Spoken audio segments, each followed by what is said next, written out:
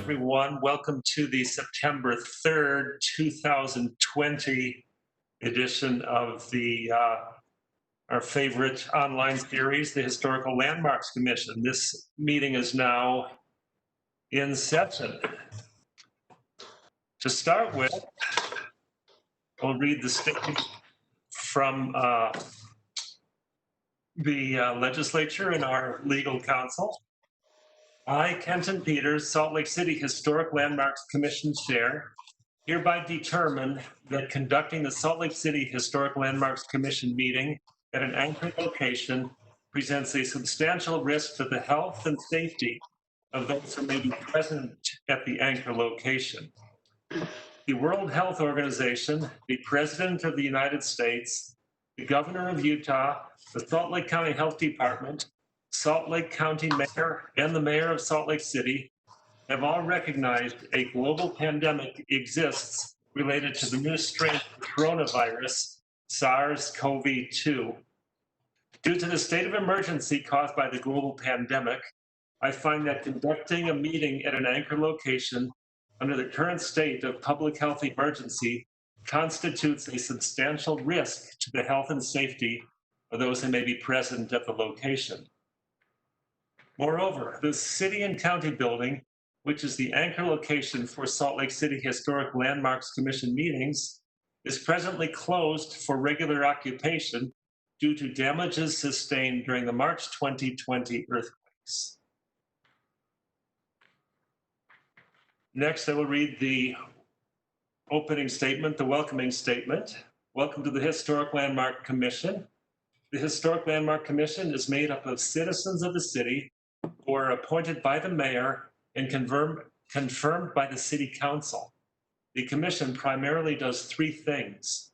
One, we make recommendations to the city council on policies and ordinances related to preservation in Salt Lake City.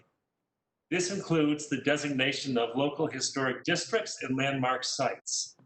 Two, as a certified local government, provide input to the Utah State Historic Preservation Office, SHPO, regarding National Register nominations within the city. We are also charged with reviewing and making decisions on land use applications for properties that are located within the Historic Preservation Overlay District. This includes design review of building alterations, demolitions, economic hardship requests, construction of new buildings, special exceptions, and historic building relocation. It is up to the applicant to present their project and provide evidence that shows how their project complies with the specific standards of review. The planning staff is here to let us know why we are reviewing an application, what standards we need to use in making a decision, and point out the key issues. The role of the public is to help us identify the issues and impacts of a proposed project and provide input on how they think the project complies or does not comply with the standards of review for which the Historic Landmark Commission has authority over. On items where the City Council is the decision maker, opinions may be considered. Our goal is to have a welcoming and safe environment for everyone. To reach that goal, we ask that those in attendance adhere to a few ground rules. And these are a little changed since we're online here. Basically, if you, as the member of the public, have something to say, you can raise your hand and ask to speak through our virtual portal here. Please keep your comments on topic and succinct, and we look forward to hearing from everyone. Okay, on to the agenda here. Let me find that. Where did that go? First of all, let's start with approval of minutes for the August 6th, 2020 meeting. I was not present for that meeting, so I will look to others to comment. Anybody have any issues with the minutes as presenting from that meeting? Kent and I was at that meeting, and I would vote to approve the meeting minutes as written. Very good. That was Mike Vela making a motion. Could I have a second for that motion, please? I'll second. Very good. Who is that? Jessica. Excellent. Very good. We have a motion and a second. Let's go one by one for approval. Rocio? Aye. Victoria? Aye. Aye. Jessica? Aye. Mike? Yes. Yes. Aye. Robert, are you on? Robert Hyde? Maybe not here. David? Aye. Paul? Aye. That motion to approve the minutes passes unanimously. Thank you very much. Next, report of the chair and vice chair. I think as the chair, the only item that comes to mind is that I believe the chairmanship runs October to October. Therefore, next month, it will be time to elect a new chairperson. So please be keeping in mind if you might be interested, someone might be interested in taking over from me. I've sat in this role for 2 years now. I've probably worn out my welcome, and it's time to hand it off to someone else. So consider who you might want to have, and we'll be dealing with that. Apparently, Robert isn't in attendance, so there won't be vice chair statement. I'll hand it over to Michaela for director's report.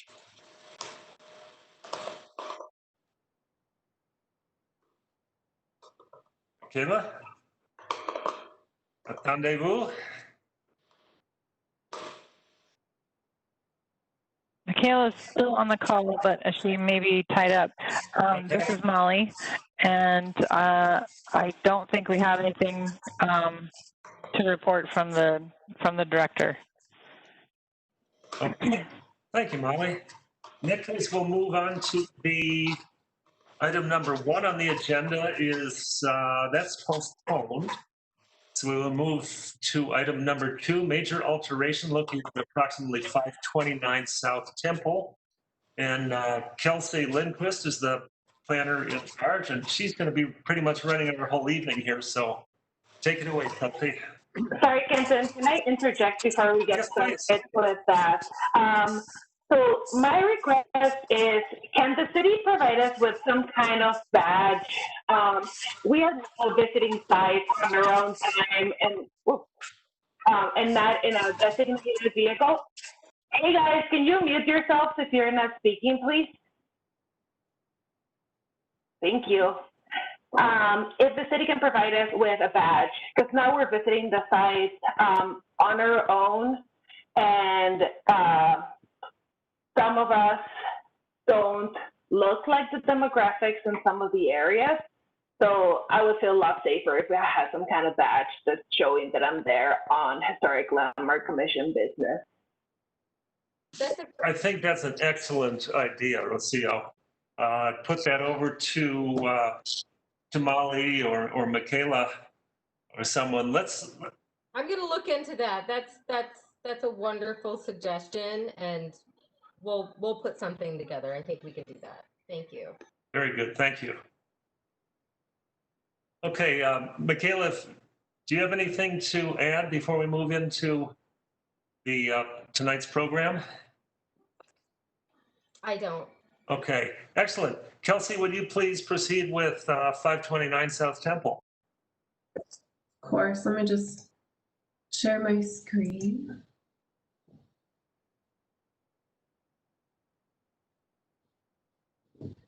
Okay.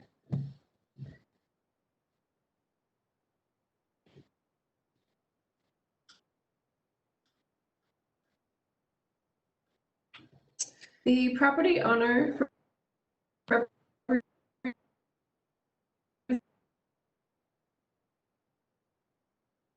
oriented to the north of the existing principal structure. The addition is under 90 square feet in footprint and approximately 41 feet 6 inches in height. The subject property is located in the RO, which is the Residential Office Zoning District, and the South Temple Local Historic District. The subject property is located on the corner of South Temple and F Street. Due to its location, each elevation of the structure is readily visible from the public way. The surrounding context includes a multifamily residential structure to the north, residential to the east, and commercial to the south. The following photos are of the subject property, which is the Keith Brown Mansion. The subject property was constructed by Frederick Albert Hale in 1889 through 1900. The architecture of the principal structure is noted as a Renaissance in style with eclectic features. The building addresses and engages South Temple, F Street, and the north. Again, as previously stated, elevation is readily visible. Each of these elevations contains statement entries and features, and the building's main material is sandpeat limestone. This is the west elevation, the southwest elevation, northern portion of the property, and the north elevation where the addition will be located. As proposed, or the proposed addition is a 3-story elevator addition to the north of the principal structure. The addition is part of a larger ADA compliance upgrade for the property. As illustrated in the enlarged site plan, the footprint of the addition is approximately 90 square feet and can be accessed from either the proposed ADA ramp to the west or a staircase. This is the western elevation of the addition and includes a building link as a transition for the historic structure to the contemporary addition. The link is approximately 7 feet 11 inches in width and 35 feet 4 inches in height. The link will provide access to each of the 3 floors from the elevator opening, and the connection is proposed to be clear glass with an aluminum frame. The addition is proposed to be clad with a limestone veneer, and the elevator shaft is proposed to terminate at the same height as the existing roof line and topped with a fluted cornice feature. The link reduces general massing and bulk of the proposed elevator addition by creating a visual cohesive zone rectilinear shaft. The addition will alter the 3rd and 2nd floor of the The first has an existing door opening, which will be utilized as the entry to the 1st floor from the elevator addition. The 2nd story has a window opening that will be modified into a doorway for an entry. And the most extensive alteration to the existing structure will take place on the 3rd story, which a new doorway opening will be created for an entry from the proposed elevator addition. You can see that in the smaller image on the screen.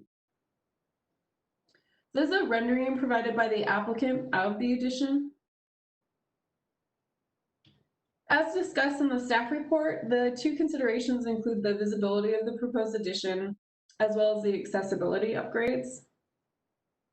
And in summary, staff is recommending that the Historic Landmark Commission approve the requested major alteration to the structure located at 529 East South Temple with the condition listed in the staff report.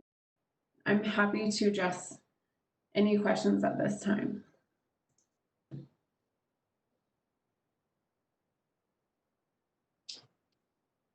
Commissioners, any questions for Kelsey?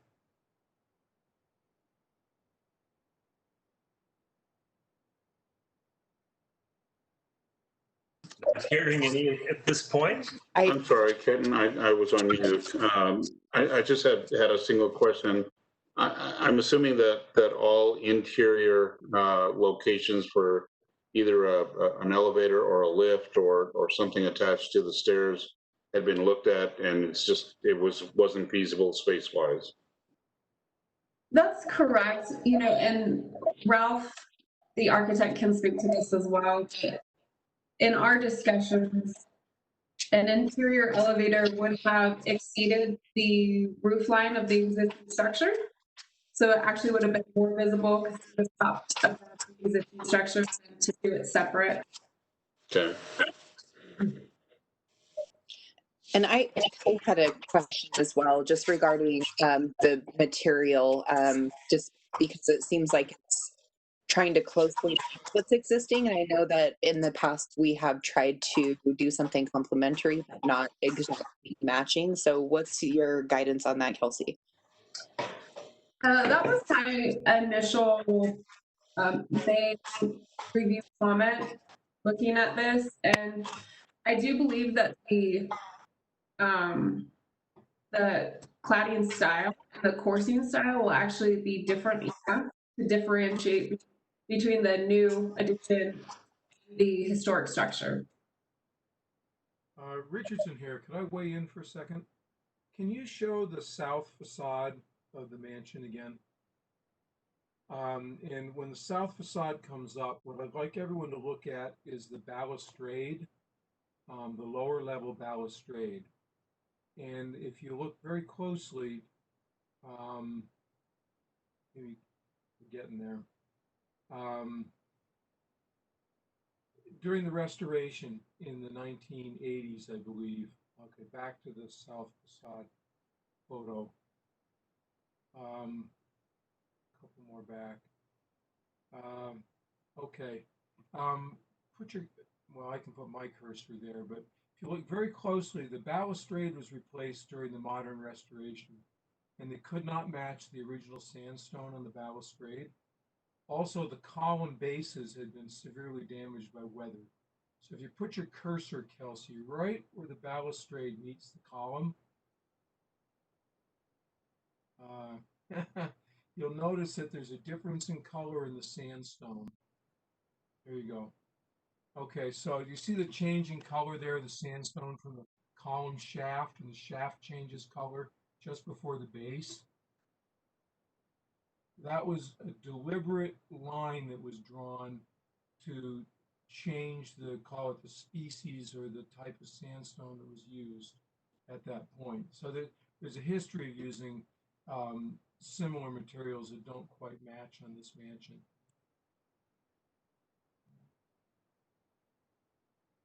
Just a little cool historical note. Thanks for humoring me. Thank you for that. That's interesting. All right, would Mr. Nagasawa like to speak to us? Sure. Can you hear me? Yes, we can hear you. Okay. Okay. First, welcome, council members. I'd like to thank you for your time tonight. I'd like to thank Kelsey for her hard work on her and her thorough staff report presentation. Excellent. As I don't know if everyone's familiar with MJSA, but we've been involved with historic preservation for a good part of our practice. Max Smith started the company over 45 years ago. We've done many restorations along the South Temple historic district there. So we're quite familiar with what is involved with the project or a project of historic preservation. You know, on this project, I have reached out to Max. Max is retired now. He still dabbles in architecture. He now does it for fun, not work anymore. But he has suggested, you know, staying in the same context. So we sort of, that's the angle that we approached with the exterior finishes, but we did take it to a more modern finishes. So we take the finish with possibly, like Dave Richardson had mentioned, with a different color of sandstone, and we would do different sizes of the tile. I think it portrays on the elevations as the same grout spacings and whatnot, but it is different. We would clad the bottom in a red sandstone. It's called the Mountain Valley Red Quartzitic Sandstone. You know, Max felt and we felt it would all, we'd like to blend in the whole campus together. The Cummings family, who owns the building, the Keystone Mansion now, they've been using the building for their headquarters for the last, since the 70s, early 70s. During 1980, I believe it was 86, there was a fire in the building, and we had done, MGSA had done an extensive renovation on the interior and restoring it back to the original close to the original plans as what we could. So then at that time, we did not look at an elevator. It wasn't, it's a pretty small footprint for the building itself to get a big elevator in there. And as Kelsey mentioned, when we looked at it currently, putting the elevator inside, it impacted the roof lines, things a lot more with the penthouse and whatnot of the elevator. So we did choose to elected to put it outside and with a more contemporary, modern feel, with the different materials. Right now, currently, it's been 34 years since we did that initial renovation. We're going through a full interior upgrade with materials. And so we would, it was a good timing to try to tie this project in with that interior upgrades. And so the building owners will be, relocating for a few months.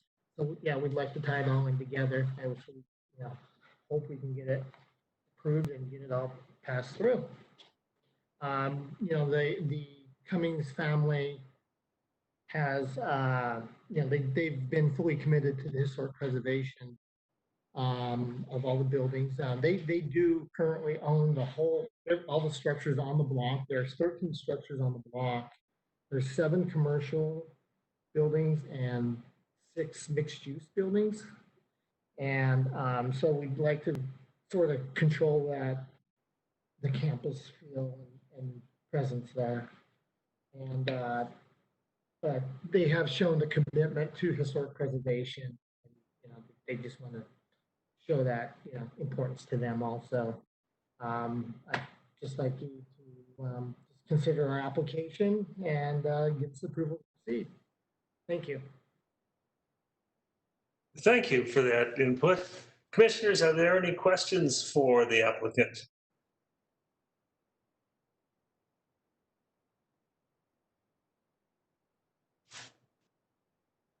All right, sounds like no questions. Thank you both to architect and to Kelsey. We can go into closed discussion session now. Commissioners, what are your thoughts on this? Did you want to open the public hearing? Oh, yeah, I forgot about that little detail. Yes, we're open to public comment on this, please. Is there anyone who wishes to comment?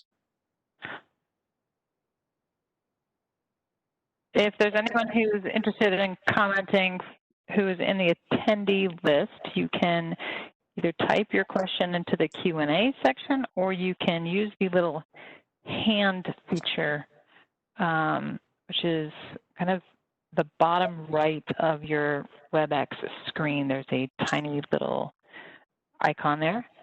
And I see one person, and I do have one comment via email. So we'll go with Patrick Egbert first. Go ahead, Patrick. Okay, can you hear me? Yes.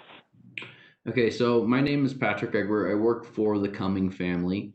We work in the Keith Brown mansion, as Ralph has mentioned. And first off, I just want to thank Kelsey and all of you for your time in considering the project. I know a lot of work goes into the process, and we appreciate it. As I mentioned, I represent the Cumming family, and this project is very important to them as owners of the building.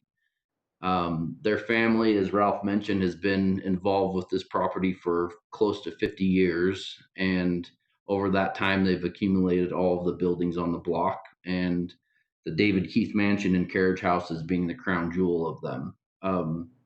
As Ralph has mentioned, their family's been great stewards of the property, and they feel honored to own a part of Utah's history. And their hope and desire is to maintain this for generations to come. As Ralph alluded, one testament to their ownership is how they restored the mansion after a tragic fire in the 1980s. They understood the historical significance of the building and spared no expense to restore it as close to original as possible. Now, as their family has aged, many of their Their family members are, as I mentioned, are getting older, and it's become necessary to install this elevator just so they can continue full use of the property. They asked us to figure out a way to get this done, and as Ralph has mentioned, they've been thoughtful about the design, they've been thoughtful about the materials, they've been thoughtful about the location, and we've assembled the right team with MGSA and Lowell Construction to complete the project. And I just want to thank you again for your time and ask that and for your approval on the addition of this elevator for them. And that's it. Thank you for your comments. Molly, did you say you have an emailed comment? I do. This comment is from Ken Whedon, and his comment is, the cladding should be distinct from the original, not try to close to replicate. All glass or similar to modern and distinct from original. So all glass or similar to modern and distinct from original. Sorry, I probably didn't get the separation of the different thoughts there, but hopefully that is clear for all of you and what that comment was about. Yeah, I think the intent is clear on that. Any indication of other members of the public who wish to comment? I don't see any other hands raised.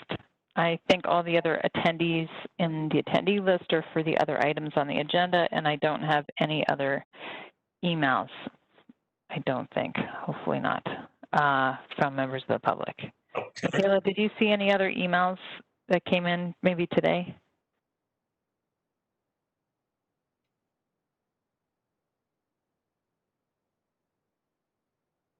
I think you can move on. Okay, thank you, Molly. We'll close the public session and go into executive session. And I would ask the commissioners their thoughts. It seems like the issue is mostly the material and how to deal with that. Ken, I can go ahead and start if you like. I think that even if they went to the same quarry, tried to get the same stone, it's going to be slightly different color anyway. So I'm not too bothered one way or the other that it's not going to be exactly the same, because I think it ought not to be the same. And the second comment from Mr. Whedon concerning the glass cladding, I'm appreciative that the elevator was pushed away from the structure itself as opposed to cheek up against it, so that it does provide a visual separation between old and new. I don't have a particular a comment about what the glass looks like, if it matches the building or not. I think in the configuration shown in the elevations, it's obviously new. So I think the alteration is a good one. Great, thank you, Mike. Victoria, any thoughts? I'm always in favor of things that increase accessibility, particularly to historical structures, and I defer to my brilliant architectural and design-oriented colleagues as to those other details. Very good, thank you. Rocio? I'm on the same page as Mike and Victoria. Honestly, it looks like they have carefully designed the elevator. I'm also all for accessibility. I think historic buildings have been the realm of just certain communities, and I think this will allow more folks to be able to enjoy this piece of Utah history that is owned by a group. So I think that sounds really good to me, and the design has been carefully done. So I think it meets all of my criteria. Great, thank you. Paul? Well, I think it's a really worthwhile improvement. I've had the good fortune of being inside the mansion once, and I remember it like it was yesterday. The interior has got to be the most wonderful restoration projects in Utah. It's just astonishing. And so there's no better steward for this building or the block than the Cummings. And, you know, they would never do anything that would diminish the integrity of the building. I'm certain of that. And I think that the proposed modification certainly complies with the standards, and it'll help keep that building in good stead for another 100 years. Thanks, Paul. I'm back to the architects. Jessica? I think I may end up being a lone dissenter on the materials. I do kind of feel that it should, you know, maybe stand out a little bit more. And from what the public comment was, you know, about possibly using like the, you know, the glass for the elevator shaft too. I thought that was actually kind of an interesting idea where the whole elevator shaft with the corridor into the building is seen as, you know, as one piece. Overall, I think it's great. You know, I think the materials is just where I'm a little hung up on it. It's interesting, Jessica, because I didn't hear that the comment is suggesting also glass for the elevator itself. That's kind of an interesting evolution. David? Maybe I misheard. Oh, sure. I'm going to say hats off to Ralph and his team. This is really a classic solution to an addition to a truly historic building, where the addition is its own mass and is connected by a very lightweight addition. And so the lightweight corridor in this case is the glass corridor that attaches the building to the elevator shaft itself. And that allows them to structurally isolate the elevator shaft. It sits in its own foundation and so on. As for materials, I think it's perfect that the connection is with a glass element. But I do think that the addition itself, call it the elevator shaft, it doesn't need to be the same limestone, sandpeat limestone, or whatever it was, as the historic mansion. But I do believe it needs to be very close in color and texture, because we don't necessarily want it to stand out. We want it to blend in with the neighborhood and with the block and the carriage house and everything that's going on behind it.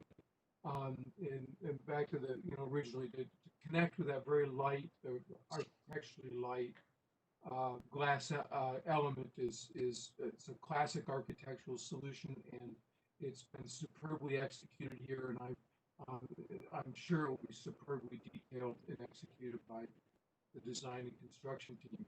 I can only really add one comment. This is a question. This is for Ralph. You don't have to answer, but when is the Cummings family going to do something about that poor building on the southeast corner of the block?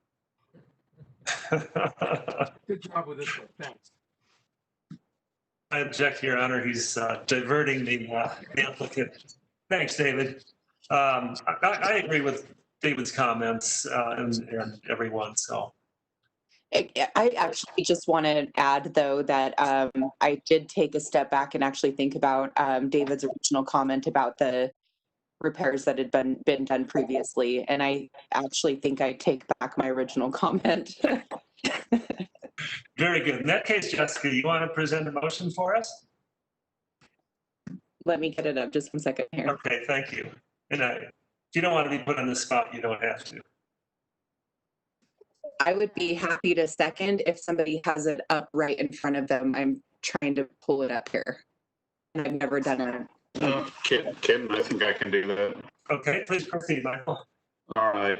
Based on the information in the staff report, the information presented, and the information received during the public hearing, I move that the Historic Landmark Commission approve petition ELNHL 2020 C2020-00468. Very good. We have a motion by Commissioner Vela. Do I have a second, please? I'll second. Very good. Jessica Moss seconds the motion. Let's take a vote. We'll just work across the list on my screen. David? Aye. Jessica? Gotta go the other way. Paul? Aye. Rocio, Aye. Victoria, Aye. and Mike. Aye. That motion passes unanimously. Thank you to the applicant. Go out and do a great job, and good luck. Thank you. Thank you. Good job, Ralph. Thank you, guys. Thank you. All right, move on to item number 3. Fisher Mansion Carriage House Adaptive Reuse, located at approximately 1206 West, 200 South. Kelsey will be presenting this to us again. Please proceed, Kelsey. Yeah, sorry, you get me all evening. So, and this you heard at a work session last month, so it should be somewhat fresh. The CRSA, on behalf of Salt Lake City Parks and Public Lands, is requesting a major alteration to the carriage house associated with the Fisher Mansion. The site is located at 1206 West, 200 South, and is designated as a landmark site. The structure is proposed to be adaptively reused in a recreation and community engagement hub. The proposed alterations include modifications for that adaptive reuse. And let's show this. Okay, so the site is located at 1206 West, 200 South. To the north, or just slightly to the north of the mansion. And the property abuts the Jordan River on the west and I-80 to the south. The following are existing photos of the carriage house. This is the south elevation, the east elevation, my lovely picture of the west elevation again, and the north elevation. The site plan illustrates the location of the carriage house again, just to the north of the main house.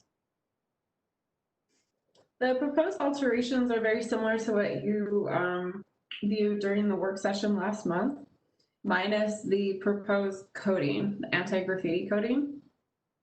So for the alterations to the south elevation, they include the installation of a new multi-paneled frame, transparent glass door in the vestibule, the replacement of the existing carriage doors.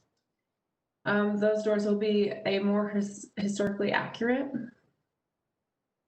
replacement of historic conical bumper, brick cleaning, and a restoration of the damaged sills and restoration of the historic windows.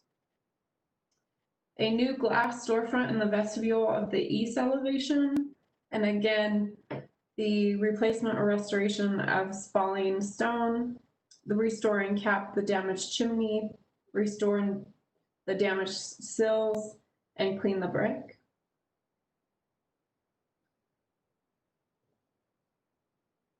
For the west elevation, we'll restore the historic windows, restore and repair the damaged sills, and clean the brick on this elevation as well.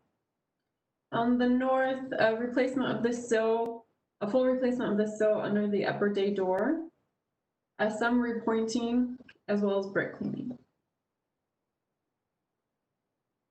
The key considerations and issues that were discussed in the staff report include the following: the adaptive reuse of the Fisher Mansion carriage house, enclosing the carriage house opening, and the Fisher Mansion carriage house and the Jordan River. Staff is recommending that the Historic Landmark Commission approve the requested major alteration to the Fisher Mansion carriage house with the condition listed in the motion sheet. I'm happy to answer any questions at this time. Thank you, Kelsey. Who has questions for Kelsey?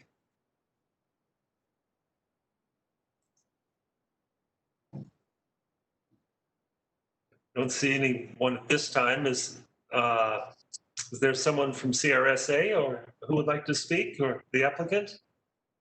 Yeah, this is John Iwanowski with CRSA. Let me pull up our short presentation here. Okay, thank you, John. Although it's not letting me share content here. Let's see. I think we need to Oh, there the ball went. There we go. Yeah, there you go.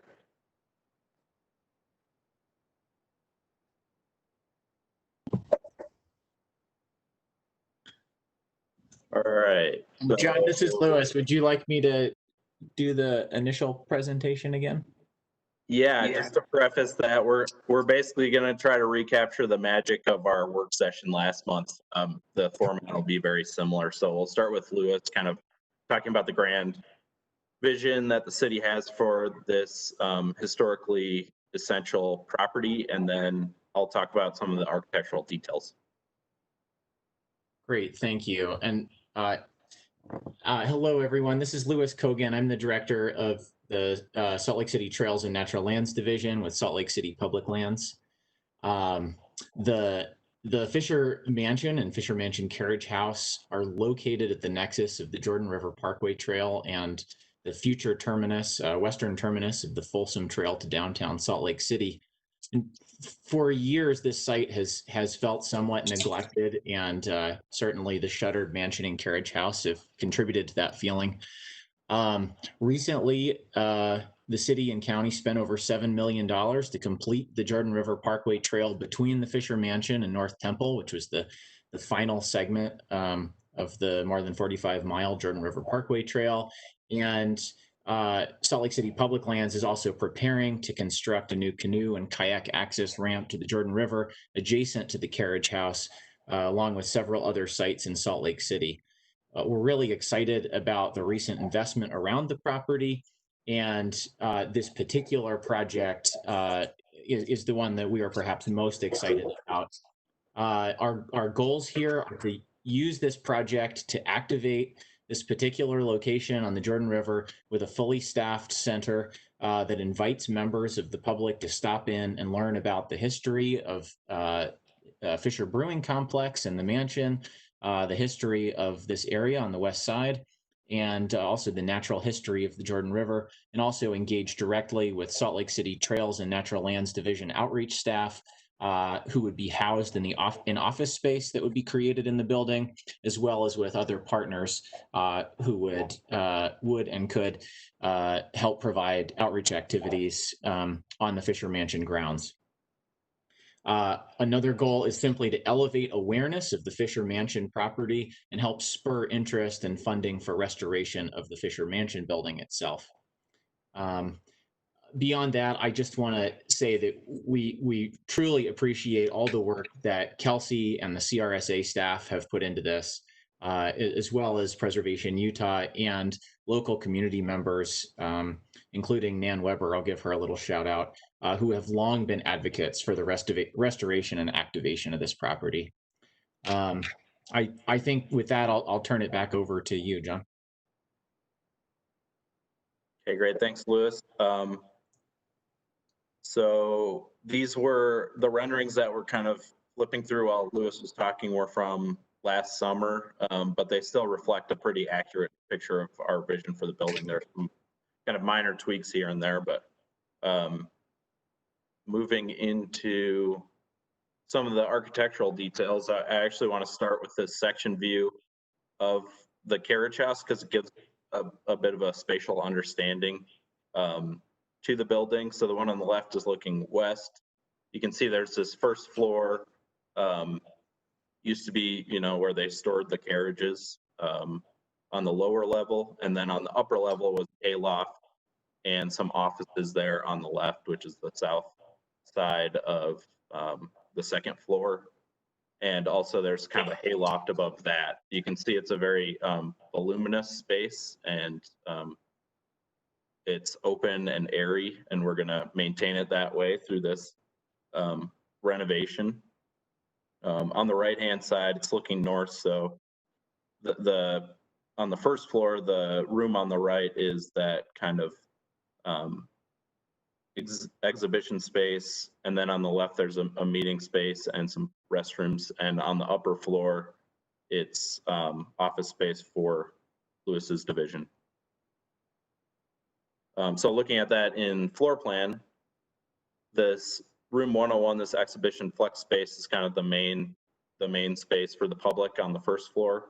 The workroom to the west will be used for meetings and other public gatherings, smaller gatherings, probably about 12-person conference table in there. And then 2 unisex restrooms and a drinking fountain, as well as a ADA-friendly office there on the south in that projecting bay. And also we're kind of capturing what is currently under the overhang there as a foyer, using, as Kelsey mentioned, a movable wall on the south, and then more of a traditional fixed storefront there on the east with the main door into the building. On the second floor, the main space there is this room 201 is open office, so that'll house 6 staffers full-time, as well as an office to the south of that that'll have 3 workstations and a smaller conference room at the projecting bay on the second floor. And you can see here there's a ship's ladder that'll go up into that loft space for storage and maybe a little bit of mechanical electrical equipment.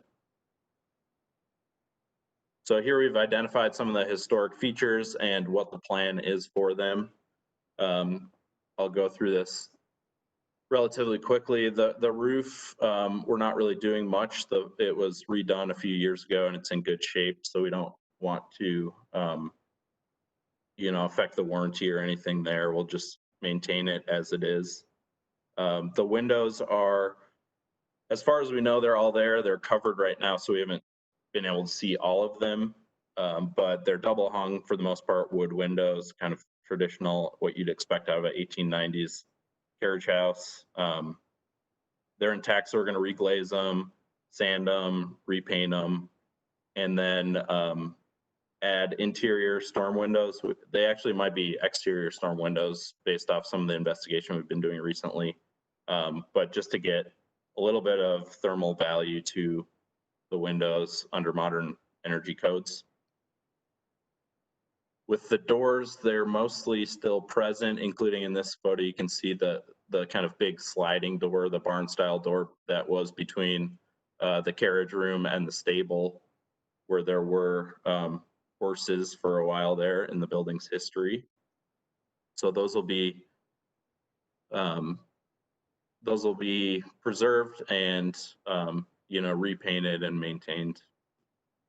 There's this kind of character defining double I-beam that holds up that overhang on the first floor that'll be cleaned up and painted. And then here you see the conical red sandstone bumper. There's the one that is existing shown here on the west. The one on the east is gone. We don't really know what happened to it, but we are planning on recreating that with a more modern material, probably cast concrete or something similar. And maybe using that as an opportunity for a date stone or a plaque talking about when the building was built and also when it was renovated this coming year. As far as the brickwork goes, it's really soft brick, and it's pretty soiled over the years. So we're going to do a gentle cleaning, and that will be as gentle as we possibly can, while still, actually cleaning some of the gunk off of it. So they'll start by just doing, spraying a light spray, and then we'll kind of bump it up from there. We're thinking probably a medium, technically a medium spray with some detergent will get it to the level of cleanliness that we are looking for. And also there's going to have to be some repointing that is done in some of the softer mortar joints. It says here possibility of anti-graffiti coating. We're still exploring that, and we're just planning on tabling that discussion till a later HLC meeting. So. The chimneys were both damaged in the earthquake that happened in March, although not as bad as the chimneys on the main mansion. But in this photo, you can see kind of the arch top cap of the chimney that fell off. It is still together, but it's on the ground. So we're going to put that back on and reattach it. And then on the north chimney, there was a cap that also came off, so we're gonna reconstruct that. Stone detailing, so some of these, the sills are, some of them are starting to spall a little bit and crack. Some of them are in relatively good shape. And then there's also this one pictured here, which is on the north facade that we assessed as being damaged beyond repair. So we're going to try to get as close as we can with a new limestone sill there. Roof soffit and modillions, those will be painted and refurbished as needed. They're in relatively good condition though. And a note with the paint, we will be sending some samples out to a lab to do some paint analysis so that we can really nail down what the historic colors were and the historic composition of the paint. The dormers and cupola, those will be restored to their previous condition. So the dormers will, the windows will be restored just like all the other windows. And then in the cupola, which is, it's just an open air vented cupola, will plan on installing windows on the interior side so they're not visible from the exterior, but they also provide some thermal capacity. And then on the interior, with the carriage and the stable room, we're going to leave as much of the brick exposed as we can. It historically was exposed. In some of those new rooms, like the new restrooms, we'll fur the walls out and provide some thermal insulation. But otherwise, we want to leave it exposed as much as we can because it's character defining to the old carriage house. The tack room was for a time a walk-in cooler. So we're going to pull all that furring out and recreate kind of the old plaster look that was in there before using chipboard. The stairwell is in relatively good condition. We've talked to the code official, and we might have to do a couple minor upgrades just for life safety and accessibility. We'll enhance with a new handrail, but largely that will stay as it is. And then in those upper rooms, the plaster's in pretty bad shape, actually. It's crumbling both in the ceiling and in the walls. So we're gonna pull that out and replace it with modern chipboard that will try to make look as much like that historic plaster as we can. And then up in the loft, we're gonna add, because it's hard to see in the photo, but right now you can see through some skip sheathing straight up to OSB decking that they put in the most recent re-roofing job.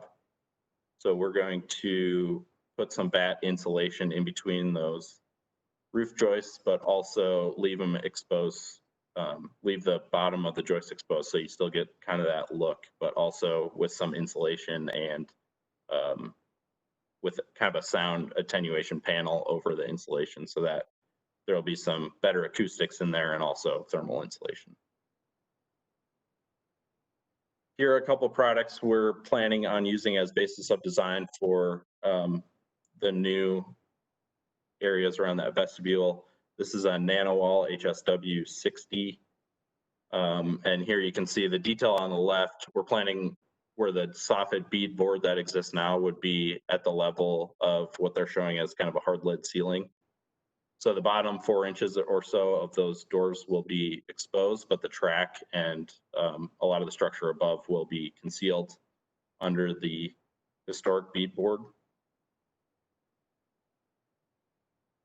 This is how we envision that opening and closing. You can see it should fit nicely behind the pilaster on the left side there, on the west side of the opening when it is open. And when it's closed, the intent is to be as light and transparent as possible so it doesn't feel super heavy and you still get that feel of going in and out of the carriage doors.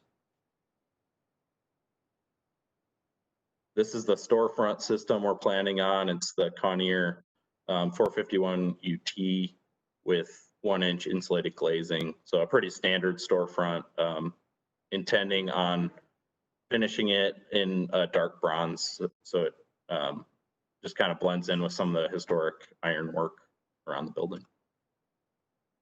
And just a few more photos we took with a drone over the summer. You can see here the north facade is on the left, and the west facade is on the right. There's a little bit of old roofing that was in a shed addition here between the Jordan River Trail and the building. We're gonna clean that off, but leave some of the historic wood pieces that are attached to the building. Here also you can see the chimney that was damaged on the left, where we'll replace the cap. And then this is looking kind of the opposite, from the opposite corner. The south facade is on the left, the east facade is on the right. And you can see here the main chimney, which was damaged. It just lost that kind of arched cap at the top, which will be replaced. This detail view shows some of the damage the building sustained in the earthquake, as well to mortar joints. You can, if you look close, you can see some of the cracking in the mortar. Some of the actual bricks were cracked through, so those will be replaced. We plan on engaging a highly experienced masonry restoration consultant to do that work, so that it gets done, you know, right and up to standards, using lime mortar and best practices in restoration. And so that's my spiel. If you have any questions, let me know. Okay, thanks, John. Nice presentation, nice project there. Commissioners, questions for the applicant? I have a question. I missed last month's meeting, but as far as I understood, we were not considering the anti-graffiti coding anymore. And John, you had a slide under brickwork that it said that you were still considering the coding. So would you mind clarifying that for me? Yeah, we are still considering it. We didn't have quite enough time to fully explore it during this meeting. We put a little sample onto the carriage house in an inconspicuous location, and we just want a little more time to evaluate that. And is this a type of coating that you use in all of your restorations? Or was there a particular reason why we're using it here?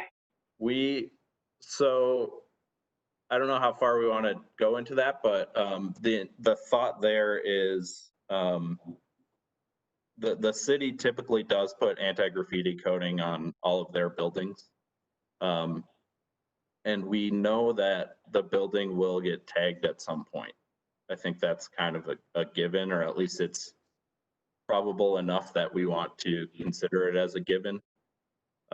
So the recommendation that the graffiti team at the city is making is to use a sacrificial coating that makes it so that they can just wash off the coating and reapply it. Because without that, if you do have graffiti that needs to be removed, really the only way of doing that is with a chemical cleaner, which definitely, you know, it leaves kind of a permanent scar on the brick. And in the future meeting that we discuss this, we want to bring the commission out there, as many of you as can be there, because there are some places on the main mansion where graffiti has been removed using the method that they would have to use to remove it if we did not put a coating on, and it's very obvious where it has occurred, and it leaves kind of lasting damage. So that's the thinking there. Awesome, thank you. Yeah, I just wasn't familiar with this type of coding. So yeah, thank you for explaining that. Yeah. Now, I wasn't at the meeting in August where that was discussed. What were the issues involved with that, and why did the commission recommend perhaps not doing that? I can, Kelsey, I don't know if you want to do that, but Yeah, I can I can jump in on that. So we actually have a standard about chemical coatings. And so I raised it as an issue for discussion with the commission. There were some concerns expressed about potential coating if it would alter the appearance of the masonry, create a sheen or inhibit it from expressing moisture, so doing any damage to the brick as well. And based on that discussion and some concerns from staff, John and his team decided to just do some test areas while we take this other part of the proposal through. And so they can apply for building permits and then come back if they deem that coating necessary. We would just bring that back to the commission at a later time. Okay, thanks, Kelsey. So we haven't said yes, but we haven't said no. Okay, fair enough. Yeah.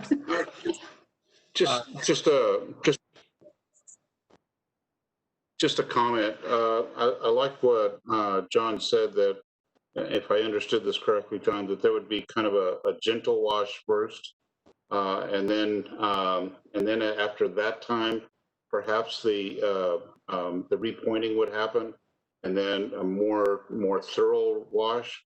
I mean, I'm a little bit concerned that there's going to be some water that's going to be getting into the building. I'm not too worried about what used to be where the stables are, because you got brick inside and outside.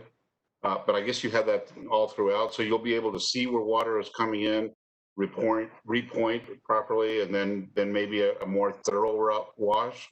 So I think the applicant is doing it correctly and doing it in steps to see how invasive or ininvasive it can be.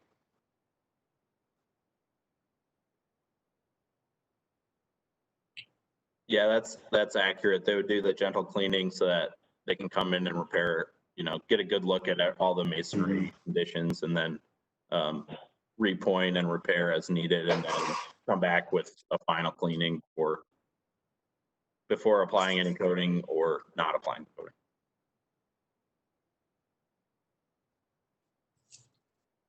Any other questions for applicant? I have a question, and I don't know if this is maybe more of a broad question, but just discussing the damage from the earthquake. It has me wondering if there's going to be any kind of upgrade to the masonry as far as it being an unreinforced masonry structure. If and what I don't know, like with the historic buildings, if there's guidelines on that, just for trying to preserve structure in case there was a larger earthquake, or so wonder if that's come into discussion. Yeah, that's a great question. There was a previous seismic upgrade to the building, although it wasn't completed as designed. So we are completing that design as a part of this project. But just in general, looking at Carriage House, it fared a lot better than the mansion, at least I haven't been inside the mansion since the earthquake, but in my understanding, it fared pretty well in the earthquake. It was just those chimney caps that came off, thanks in large part to that previous seismic upgrade. Excellent, thank you. Yeah, good question, Jessica. I had wondered that too. Okay, if there aren't any more questions for the applicant, we can open it up to the public. Wally or Michaela, do you see anyone in the public who wishes to comment? Yes, I have Cindy Cromer on the line, and if you can just give me a moment so that I can switch around some sound settings on my computer and get Cindy on the line. And I'm just going to turn on my microphone. Can you guys still hear me? Yes. Okay. All right, Cindy, go ahead.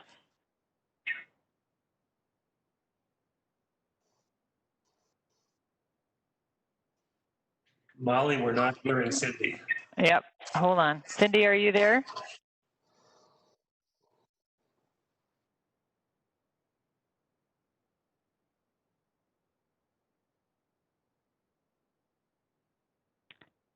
Cindy, are you there? Oh. Hold on. Sorry. Let me try again.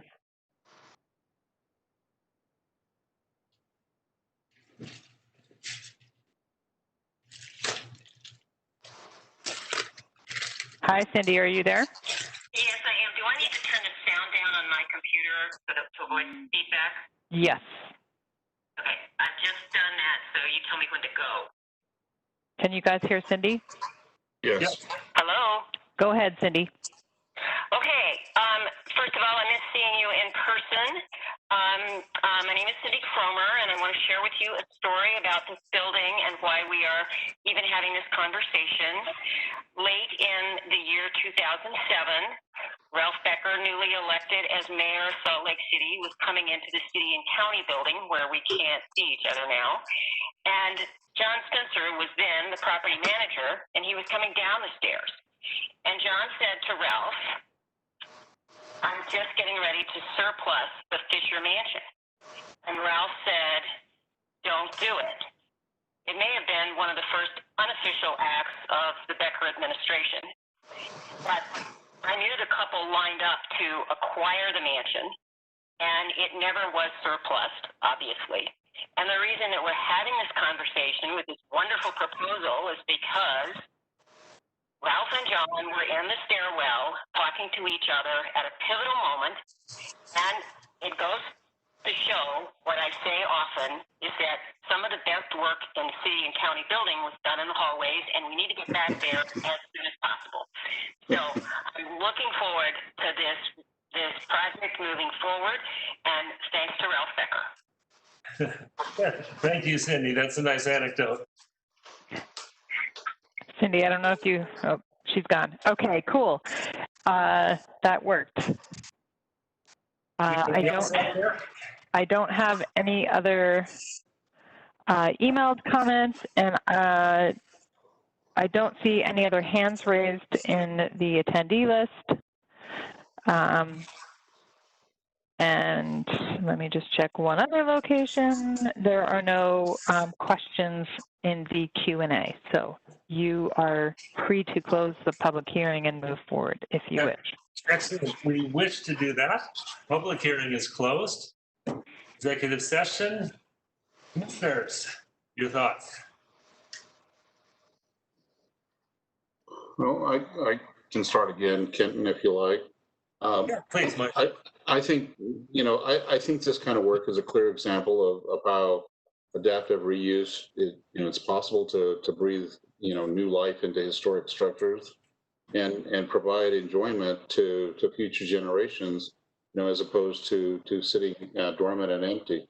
I think my hope is that the use of the Carriage House can perhaps fund future funding for the mansion itself, and in years to come, breathe life into the mansion. Well done. Good, thanks, Mike. Jessica? I think it's great. I'm excited for this project, and I'm excited to hear what our fellow West Side commissioners have to say. Very good. And with that lead in, perhaps Victoria. You care to come? You know, I always love to talk about the West Side. I'm absolutely in love with this project, especially because on the West Side, we've kind of been getting pummeled with just relentlessly negative news, and rehabilitating the Jordan River Parkway factors heavily into it. My concerns really are outside of the purview of the Historic Landmark Commission. For instance, I would hate for this to become a place where homelessness is punitive in a criminal way. I would like it to become a place where community can actually be developed and grow. And I'm just going to reiterate, really, really aggressive bike locking mechanisms so that we can use our bikes here without fear. That River Parkway is covered in people on bikes, and I really, really, really want to be able to bring my kids here and to secure our bikes while we, explore the river that hasn't been available to us. So thank you for the project. I love it. Thanks for your comments. Those are good. Lucille? Yeah, I like it. I'm still confused about the coding, I guess. Are we approving it? Are we not approving it? So I guess that's just where I stand with that, and I would love further clarification, but I mean, it's cool. Okay, thank you. Paul? This is about as non-controversial as it gets. Lovely project, and I can't wait to see it done. Really, really neat. Very good. And David? Well, okay. I concur with Paul. This is a slam dunk. All the right things are happening. Masonry restoration, active reuse. I mean, all these buzzwords. I've got the motion sheet sitting here. If you want me to keep it on. Let me just say one thing, and then I'll let you go for it, David. This is a great example of where government does have a role in leading a community down the right path. This is not a, yeah, this is perfect. So, David? I agree, Ken. Those are good words. Government does have a role. Based on the analysis and findings listed in the staff report, information presented in the input received during our public hearing. Thank you to Ms. Cromer for the great historical tidbit there. I move that the commission approve petition PLNHLC 2020-00519, a request for certificate of appropriateness for a major alteration of a contributing structure at 1206 Washington South, with the condition that approval of all final design details, including specific direction expressed by the commission, shall be delegated to staff. Thank you. Commissioner Richardson has made a motion. Could I have a second to that motion, please? I'll second that. Very good. Commissioner Vela has seconded that motion. Let's take it as a vote. Jessica? Aye.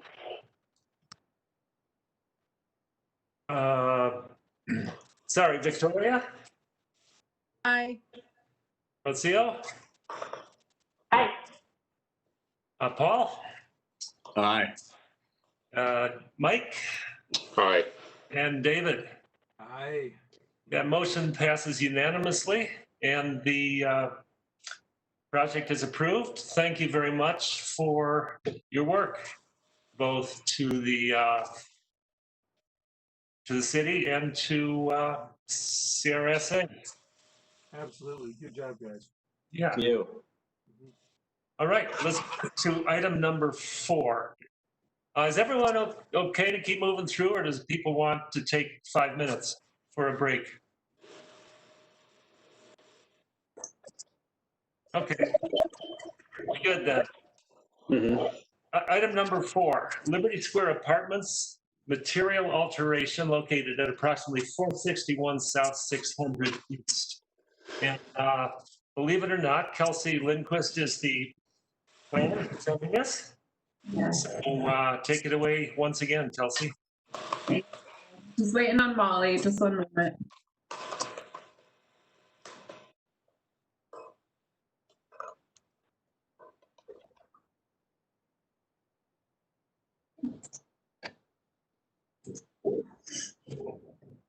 Okay. Everybody can see the screen? Yes. Yes? Okay. Well, we can see that you're taking over. We're not seeing anything just yet, Kelsey. Okay, let's try that again. There you go. Okay, thank you. Okay, Chris Zarek, project representative, is requesting a material modification on the vertical entry feature of Building 1 of the Liberty Square Apartments located at 639 East, 500 South. Since the initial approval of the new construction in May 2018, the project representative has requested 2 significant changes to both the new construction and the memorial building. Both of those items attended a Historic Landmark Commission meeting for a decision. And he is back this evening requesting that change of the south side of Building 1 from the approved material was steel, and the applicant is requesting a material change to hardy joint shiplap. The Liberty Square apartments consists of 8 buildings that have frontage on both 500 South and Green Street. Building 1, which is on the lower portion of the screen, fronts on 500 South and turns the corner onto Green Street. That vertical feature is probably the most readily visible feature of this project. Okay, the Historic Landmark Commission approved the original material in 2018. The approved material for this feature consisted of an aluminum sheet metal paneling with flush flat lock seams. And if any of you have been to Trader Joe's lately, you can actually see the material on this building. The applicant is requesting the change from the aluminum sheet metal to hardy shiplap. And they are requesting this change due to issues with the material after the installation. The material has bowed and chipped, which is the main motivation for this change. Rendering of the proposed material change. And in summary, staff is recommending that the commission approve the requested material change. And I can answer any questions at this point.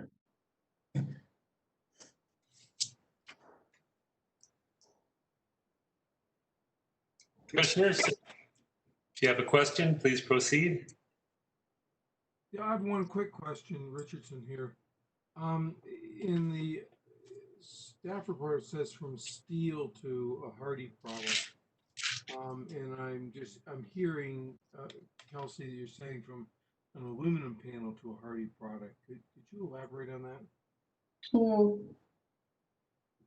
that is a good question. I believe it's a steel sheet metal paneling, but I'll actually allow Chris to expand on whether or not aluminum or steel was installed. Well, he can certainly address that later on. I just want to bring that up now.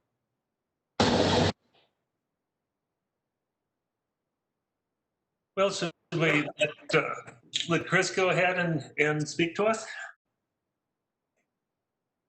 You bet. Thank you very much. I appreciate the opportunity to talk.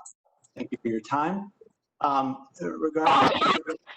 Regarding on the metal panels, so the original application for this project had metal panel in the notes to the elevation. The drawings and the project installation was an aluminum pre-finished panel, which allowed us to get the panel pre-finished in its vibrant orange color. As Kelsey explained, the installation of this material is done by these flat lock joints, and so the top and the bottom of the panel are folded over and then hooked onto the panel above and below them. The wall plane, of course, is kind of an independent plane, and the framing varies a little bit as the plane goes 3.5 stories in the air. So the installers both had to make those seams and then bend in the field those panels around 2 90-degree corners to try and get that horizontal line seam running across the front of the wall and around the side and then onto the back. The horizontal line was kind of a major design stress and imperative throughout the design of the project, and you see that in a lot of the elements of the building. We ran into a number of issues in the installation. One, Kelsey, I don't know if I can share my screen here. I can show some of the images that we have from the installation. So you can see the installers had a number of issues as they were trying to get these panels bent around the corners. And beyond that, what we found with the aluminum, much more than steel, even though it was a fairly thick panel of aluminum, fairly substantial, 22 gauge, it just tended to dent very easily, even compared to steel.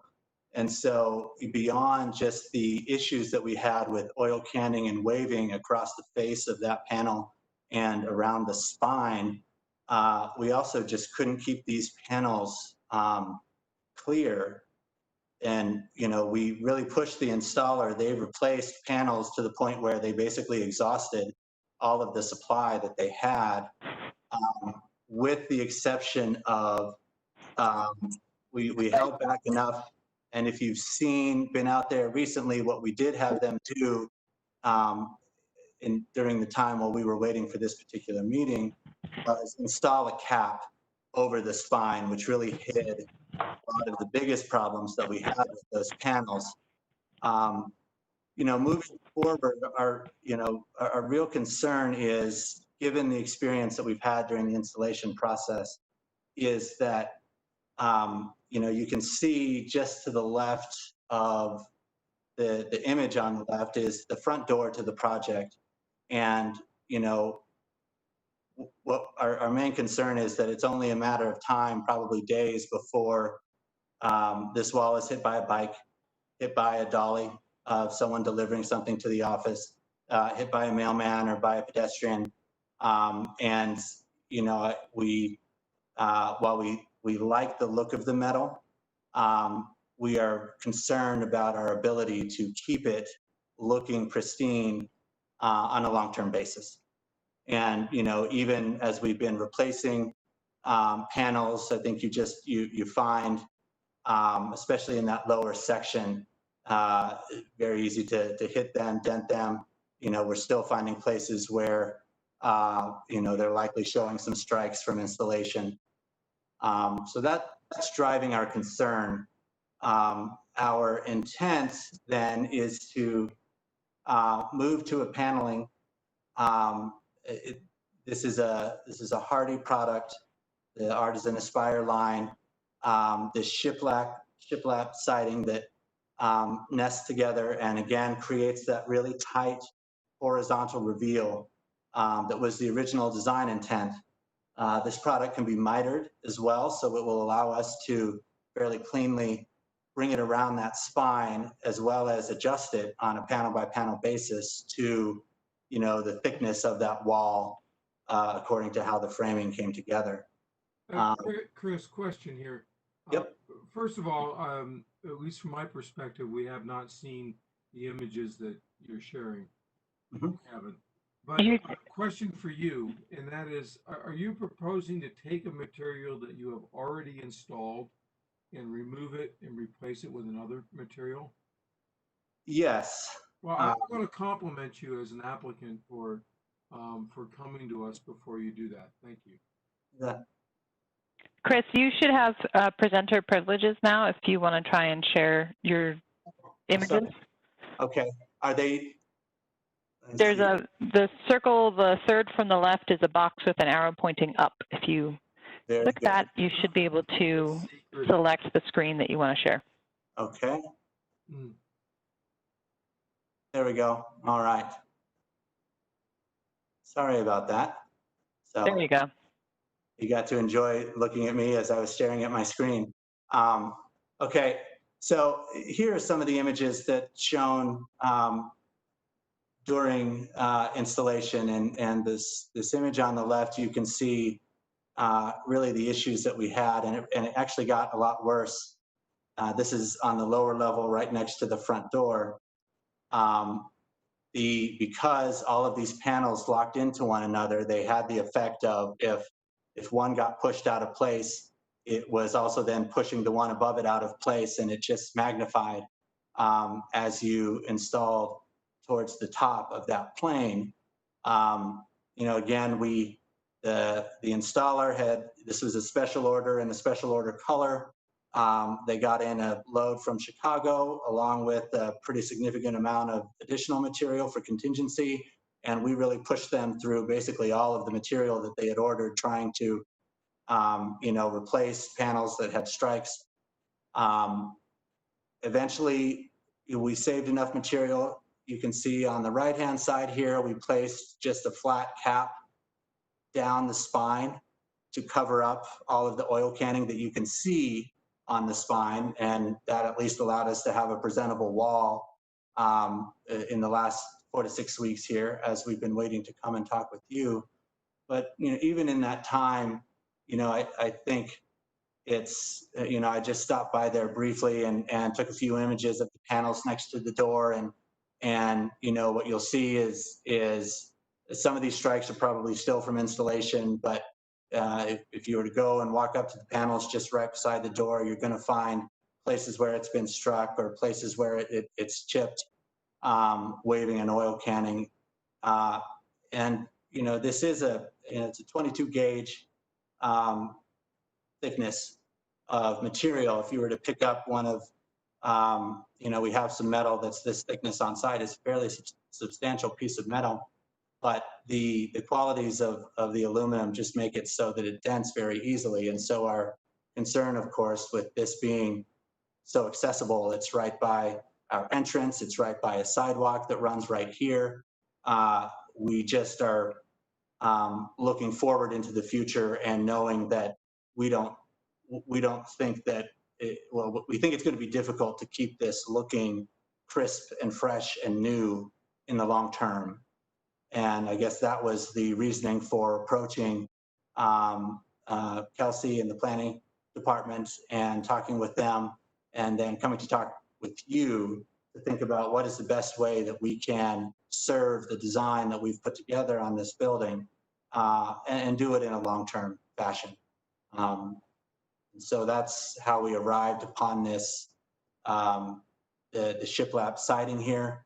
It can be painted. It would be painted in the exact same orange, so the color would remain the same. It can be mitered, so it can, the installer is going to have a much easier time wrapping that around the wall plane and adjusting to, the thickness of the wall in the exact place where that panel is at. And so that's I guess that kind of brings us to it gives us this kind of horizontal line that you see was the design intent with that plan. Very good. Thank you, Chris. That helps clarify things quite a bit. Commissioners, any other comments or questions for the applicant? No, I just hope that this doesn't go under the architect's insurance policy. I think a good decision on their part initially. That glossy red, that was a fabulous feature. But like I said before, I'm impressed that the applicant is coming to us and asking to change a material like this. That's big. And so many people just do it without asking. Yeah, I'm with you on both of those, David. I wondered who's paying for this too. Chris, can you really get that vibrant orange, paint color onto a cement composite panel? Well, it's in terms of having the sheen that it currently has. I don't know if we're going to be able to achieve the level of shine that it has. I think that in some ways, sheen is a little bit of an enemy because it really highlights the oil canning. But in some, vantage points as you're moving around the building right now, it creates a kind of nice little effect. We do, the architect coming back and specifying the material has specified the exact same shade of orange, and so it's our intent to match the color that's currently there as much as possible. But this was, this wasn't like a stock color or anything. This was a custom color that the manufacturer had to put onto this metal. So we'll work to get that exact same shade onto the cement board. Well, Rich isn't here again. Would it be helpful if we approve this to give you some latitude for both color and sheen with respect to what was originally there? Because as you change material, my personal thought is that really super glossy sheen that's on the metal panels may not be appropriate to a hardy product. And just to perhaps give you and the architect some flexibility there. I mean, I certainly would appreciate that. It's our, I mean, we're trying our best. We really appreciate the design of this building. We appreciate all the work that the people on this committee and certainly our partners at the planning department did in helping us arrive at this place. So we're very proud of the building. We certainly want to do whatever we can to make it look its best, meet the design intent, but not do something that's, gonna, try too hard and do something that maybe doesn't look as good as it could. Right on. It's an important architectural element. I trust that you and your architectural team will treat it appropriately. Yeah, keep that thought in mind, David, for when you make a motion. We got to move through. Are there any more questions for the applicant? Could you just briefly describe what the fastening mechanism is for this product? It's unusual. So, in terms of, I think it's mechanically fastened, and I'm bending over because I'm picking up here. Molly, I might ask for your help on how I stop sharing this PDF so I can. Yep, there should be something at the top of your screen that says stop sharing. Maybe green. You might need to hover over. Yep. Or hover your mouse over the kind of main part of the screen. There you go. Okay. See it in the video feed. So if you can see this on I guess I have one of these panels here. So this is the panel that we are proposing to put on. It's unpainted, it's unfinished. So it has, you can see kind of the edge there, and that might be a little difficult, but it basically has a shiplap edge here so that, the top side of one panel can come back into the, under the bottom of the panel above it. And so they'll lock into place above and below them, kind of, essentially what we were trying to achieve with making the bends on the metal panels. It's just these are able to be produced with that shiplap joint already in place. So they lock into one another, and then there's a mechanical fastening, I believe, that comes into the sheathing. So, Chris, is it a blind fastener? Or are you shooting through the product? I would have to defer to Omega, and I can't say that I have the answer. Okay. I mean, what I'll say is that our focus throughout this project has been to minimize the appearance of mechanical fasteners. And so what you'll see if you visited there, sometimes with more or less success, the metal work has all been detailed in a way so as to minimize fasteners using cleats and bends and several steps.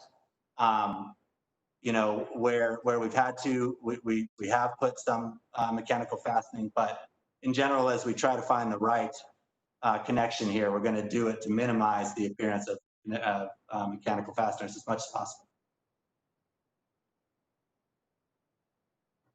Okay. Cool. All right, thank you, Chris. At this point, let's open it up to public comment. Molly, have we? I'm sorry, I actually have a question, Jessica.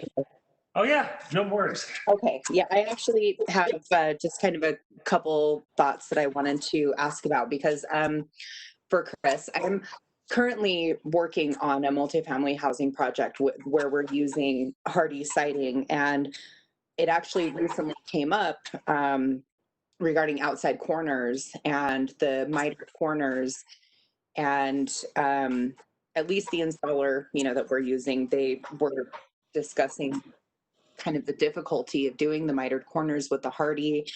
Also, as far as using caulk in the corners to clean it up, that becomes a long-term maintenance issue, those kinds of things. So I guess my first thought, and I have another one, is, but my first thought or question is, how are you addressing those outside corners? So, again, I'd have to defer to the architect. Probably could, if we have some time here before the end of the meeting, pull up an installation guide. But it's our hope would be just like you would be to avoid caulk as much as possible, because of the tendency for it to yellow or need replacement here over time. So how we've dealt with it around the rest of the project is with batten joints. It's not our intent to use a batten joint on this particular wall because it's a separate feature. But, I guess I don't have an answer to you on what kind of, the approach would need to be underneath the material. But, I can't say that I know that. So, and I guess the reason I'm just bringing that up is just because I know that you've had difficulties with this, with the metal installation, and I would just hope that you don't run into the same difficulties on those outside corners, just again, from personal experience. So just something, I guess, maybe to keep in mind, just to, really button that down. The other thing was, I visited the site today, and we kind of talked about the paint color, and I really liked the orange and the sheen of it. And, I would just hope that whatever color is chosen or whatever sheen is chosen really brings that, that lack of a better word, that pop. So it continues to stand out. Just not, it doesn't end up being just sort of a bland orange. Absolutely. Just one thing to speak to that. Our first attempt at this was to look at moving to a steel, and our options were a pre-finished terracotta color, which would have, had probably a lot more resilience, which is why we were looking to move to it, but also a longer term performance on the pre-finished color. But it was just it was a lot more dull than the vibrant orange that we have on there right now. And trying to paint it in the field or paint it after installation, we felt it was going to fade, and we were going to be lucky to get 8 to 10 years out of that paint. And so that kind of precipitated our move to the Hardy product so that we could have a little more control over the color and long-term quality to get as close as we can. Because I guess I agree, we really like that pop of orange on the project. As we think about these materials, what came to mind for me is to try to get durability, sharp corner, and that color and sheen would be a tile or a porcelain ceramic product, where you'd have it's baked in. You've got that color, you've got that sheen. Your corner joint would be a grout joint, but you could keep it tight. You could widen up the horizontal joints. It takes a whole different backing. It's probably too late for something like this, but just thinking in terms of color and durability and crisp edges, that's what came to mind. Ken, also thinking out loud, Richardson here. There may be other solutions to a mitered corner. Running a 1x1 or a half-inch or whatever, a corner piece of metal down the corner, and then I think the design team and the construction team can figure this out. It seems like their interest is durability and longevity, and I have a confidence level that this will come out right. Yeah, like a reglet or something along the side there that could be powder coated to match whatever color. But anyhow, you're right that tech can certainly handle that, and it might be less expensive to treat the corner with a reglet than to try and miter all those boards. Yeah. And to Jessica's observation, a mitered board will chip in a high traffic corner. Okay, good thoughts, everyone. We kind of moved into discussion without engaging the public. Molly, are there any public comments for this matter? I don't see any hands raised in the attendee list. We just have, I think, the last presenter, and there's one other person, Matt Baldwin. Not sure if he's interested in speaking to this item or to the last item. Well, if he's interested, in speaking to this one, please proceed. Nope, I'm guessing not. Very good. Okay, I guess we'll move into executive session on this one if we need it. Any other commissioners wish to make comments, or can we go with a motion on this?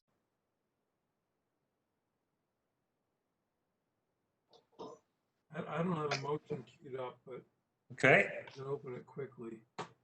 Okay, based on the analysis and findings listed here in the staff report, the information presented, and the input received during the public hearing, which was none, I move that the commission approve petition PLNHLC 2017 00266, a request for a certificate of appropriateness for a modification to approve Liberty Square new construction at 639 East, 500 South. And I might add into that we delegate to staff some of the minor issues of color, sheen, and corner details. Thank you. excellent. Commissioner Richardson has made a motion for approval. Is there another commissioner who is willing to forward a second to that motion? I'll second. This is Torres. Very good. Was that Jessica? Which commissioner made that second? Rocio. Oh, Rocio. Okay. Commissioner Torres Mora has seconded that motion. We have a vote, please. We will start with Paul. Aye. Mike? Aye. Victoria? Aye. Let's see. Who have I missed here? David, of course. Aye. And Michael? Or did I already ask you? Okay. Aye. All mixed up here. Okay. Have I got everyone? Yeah, Jessica, aye. Jessica, very good. Thank you. That motion passes unanimously, and a applicant can go ahead and work with staff to complete this next project. Excellent. Thank you for coming back to us. We greatly appreciate that. Thank you. Yep, agree with David. Thank you. Okay. Item number 5, 88 R Street window replacement. Kelsey Lindquist is the planner in charge, and please proceed. Byron Canton, property owner, is requesting a certificate of appropriateness for the replacement of 8 windows on the subject property located at 88 R Street. The property is currently under zoning enforcement as the windows have already been installed. The property is located on the corner of 2nd Avenue and R Street. The property is a contributing structure to the Avenue's local historic district, a status indicated by the 1980 ILS of the district and confirmed via the city's 2007 reconnaissance level survey update. The structure is a 2-story Victorian. Over the years, there have been extensive modifications to the structure. The modifications include changes to the porch, the roof line, a side-oriented addition, and covering of the original materials. The front 8 windows were replaced without a certificate of appropriateness and a building permit. The replaced windows were on the primary elevation within the segmental bay. The windows were wood double hung and were original to the structure. The property owner hired a company to remove the windows and install the vinyl windows. Vinyl picture windows were installed on the front portion of the bay, and single hung vinyl windows on the first and second story sides of the bay were installed. The applicant provided information that relates to the windows on the north and south elevations. The windows on the north elevation do not appear to have been recently installed. However, they are not original. The view from 2011 indicates 2 wooden casement windows on the north elevation. This elevation has been significantly modified with the construction of the side addition. Staff does not believe that these previously replaced windows detrimentally impact the character of the defining features of this structure. The key issues identified within the staff report include the following: deterioration of previous windows. The applicant's supplemental information regarding the replacement of the windows suggests that the windows were in disrepair. The applicant claims that the windows were drafty, broken, and in need of replacement. Unfortunately, staff was not contacted to conduct a site visit to evaluate the state of the windows. It is difficult to know the condition of the original windows prior to the removal and replacement. Inappropriate replacement windows. In the case of original windows that are beyond repair, compatible and appropriate replacements are required. In the case of the subject property, the applicant replaced original double hung windows with fixed picture windows on the front elevation. The side windows were replaced with single hung vinyl windows. Additionally, the reveal of the original windows was lost with the removal and the replacement. Loss of character defining features. The subject windows were character defining features of the subject property. Generally, when a window is not a character defining feature or readily visible from the public way, staff can administratively approve a request for repair or replacement. However, based on the information contained within the report, the request to completely remove and replace the character defining feature is not in keeping with the applicable standards. And in summary, staff is recommending that the Historic Landmark Commission deny the request for a certificate of appropriateness for the replacement of the 8 windows on the property located at 88 R Street. I can answer any questions at this time. Thank you, Kelsey. Of course. Commissioners, questions for Kelsey?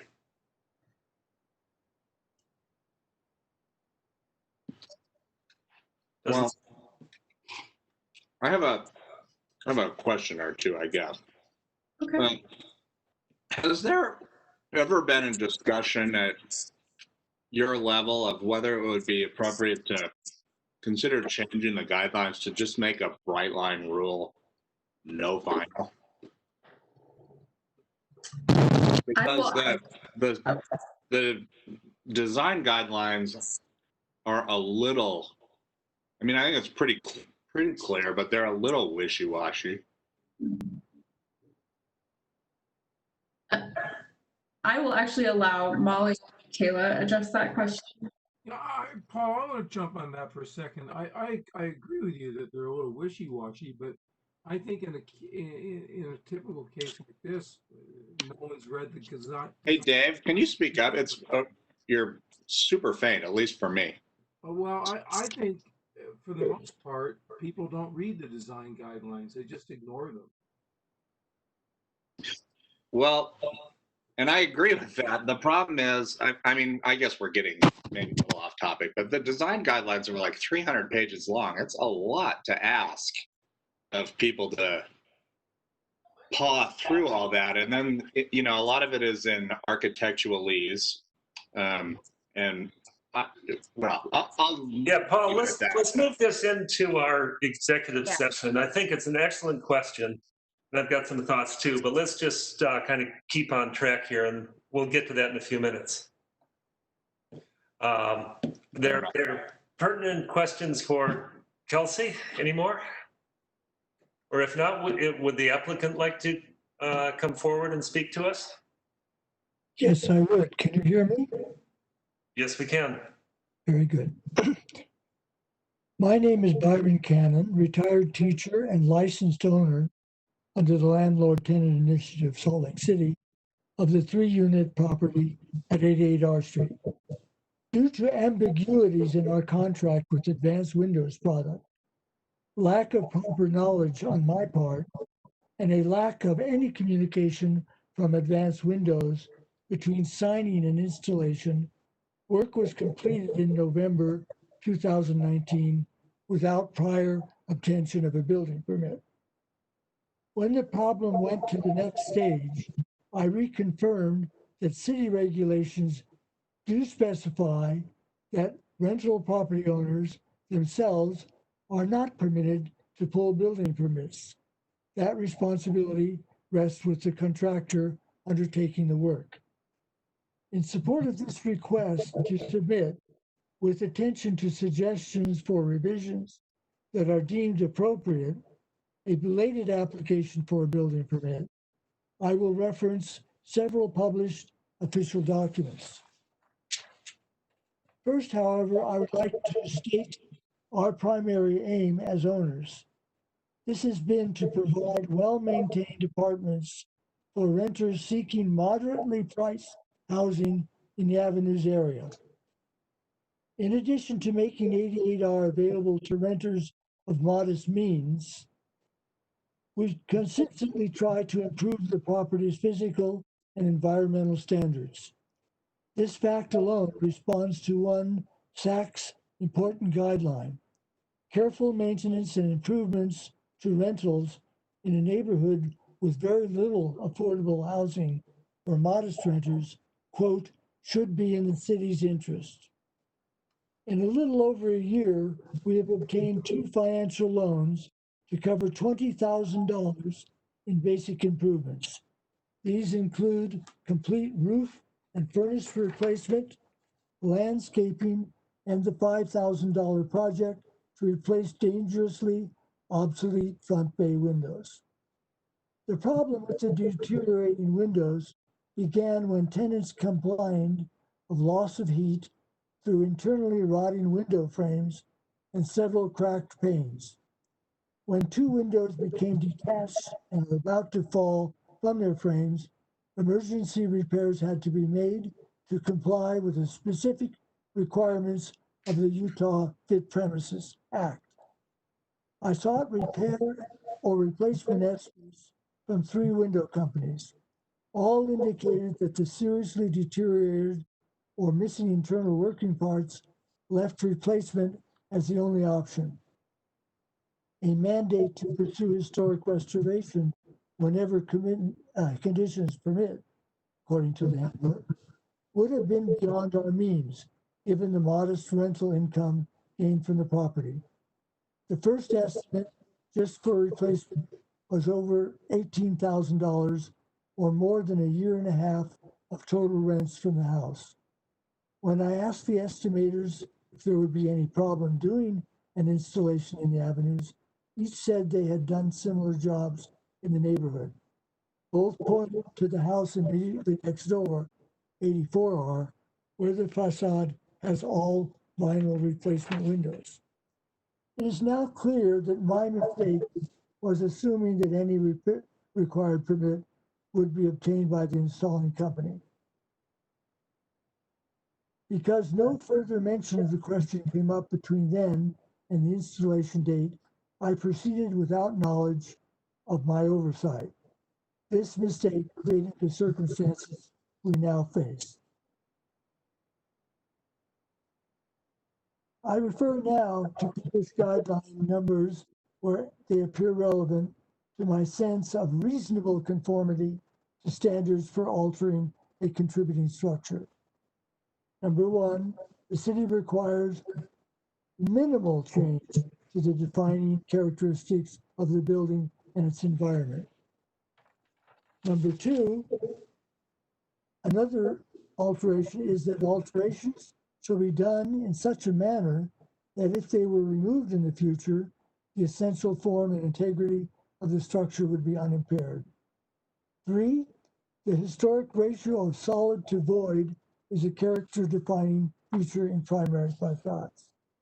4, when replacing a historic window, it is important to preserve, as is the case at 88R, the original frame casing. Finally, with respect to financial necessities, frequently obliging owners of modest rental properties to resort to custom-made vinyl windows, we believe we have adhered to the guideline in Part 3 of the handbook. Metal and vinyl-clad windows are common on the market today and are suggested as replacement options by window suppliers. Then, it is possible to consider alternative materials in some cases if the resulting appearance will match that of the original in terms of finish and proportion. Finally, official guidelines discourage any creation of a false sense of history or architecture. I would like now, if I can get some of the pictures that I took that I appended to my statement to the Planning Commission, I'd like to put on photograph page A before I proceed. It's up, Byron. Oh, I see. Okay, thank you. Now, this is a comparison of very old and recent pictures that suggest there have actually been only minimal change to the defining characteristics of the building. The pre-project appearance of the house did not at all resemble the pre-1939 structure, which is in the older picture. Certainly, there has been no intention to create a false sense of history or architecture. That's guideline 6. The same photos show no alteration of the original casing, which is guideline 4. There has been exact maintenance of the window spacing, i.e. the ratio of solid to void requirement in guideline 3 of the original structure. Finally, and importantly, there is a full compliance with guideline 2 that if replacements were removed in the future, the essential form and integrity of the structure would be unimpaired. I know that the Historical Landmarks Commission decisions are made on a case-to-case basis. The fact that a variety of cases exists, however, suggests that the city does recognize, within reason, some flexibilities for owners to invest in replacements to improve their building's physical and environmental state. Now, I do have some pictures on another file submitted. I don't know whether I can bring these up, showing, yes, thank you very much. Here, the first picture on the left is at 78 Q Street. An earlier planning report stated that inappropriate window replacements were modified to be closer to the original structure.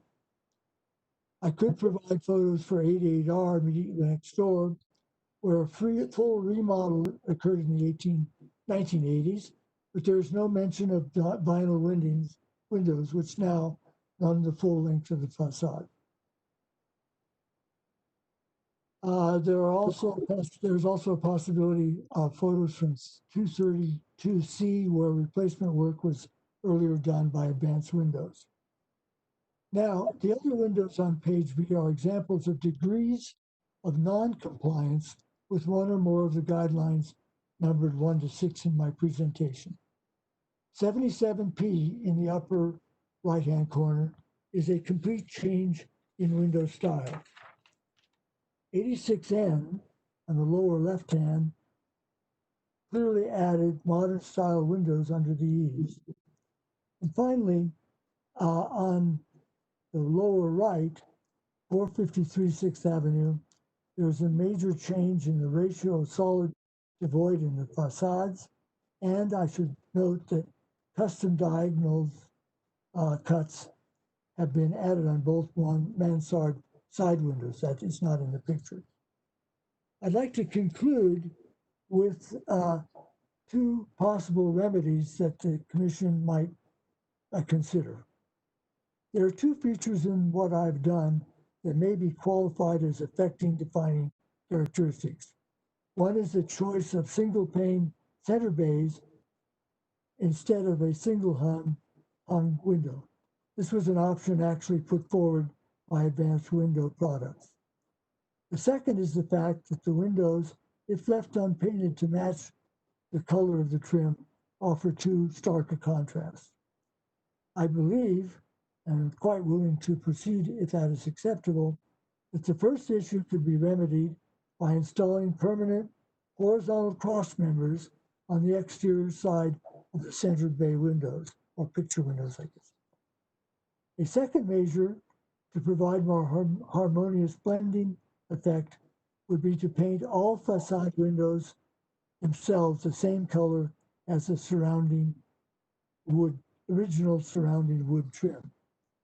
Now that is the statement that I'd like to present to the committee, and thank them for their patience in listening to my rather monotonous presentation. Thank you, Mr. Cannon. That was well presented. Commissioners, do you have questions for the applicant?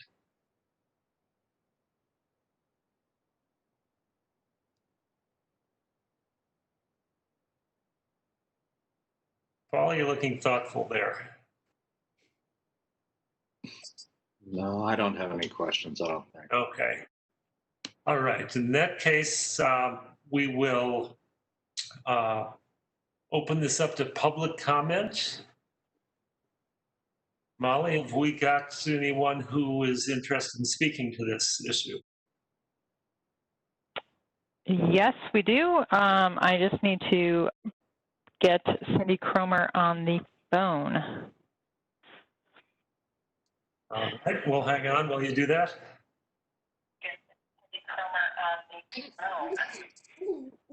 Hi.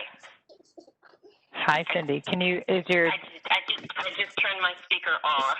Great. So you let me know when to go. Can everyone hear Cindy?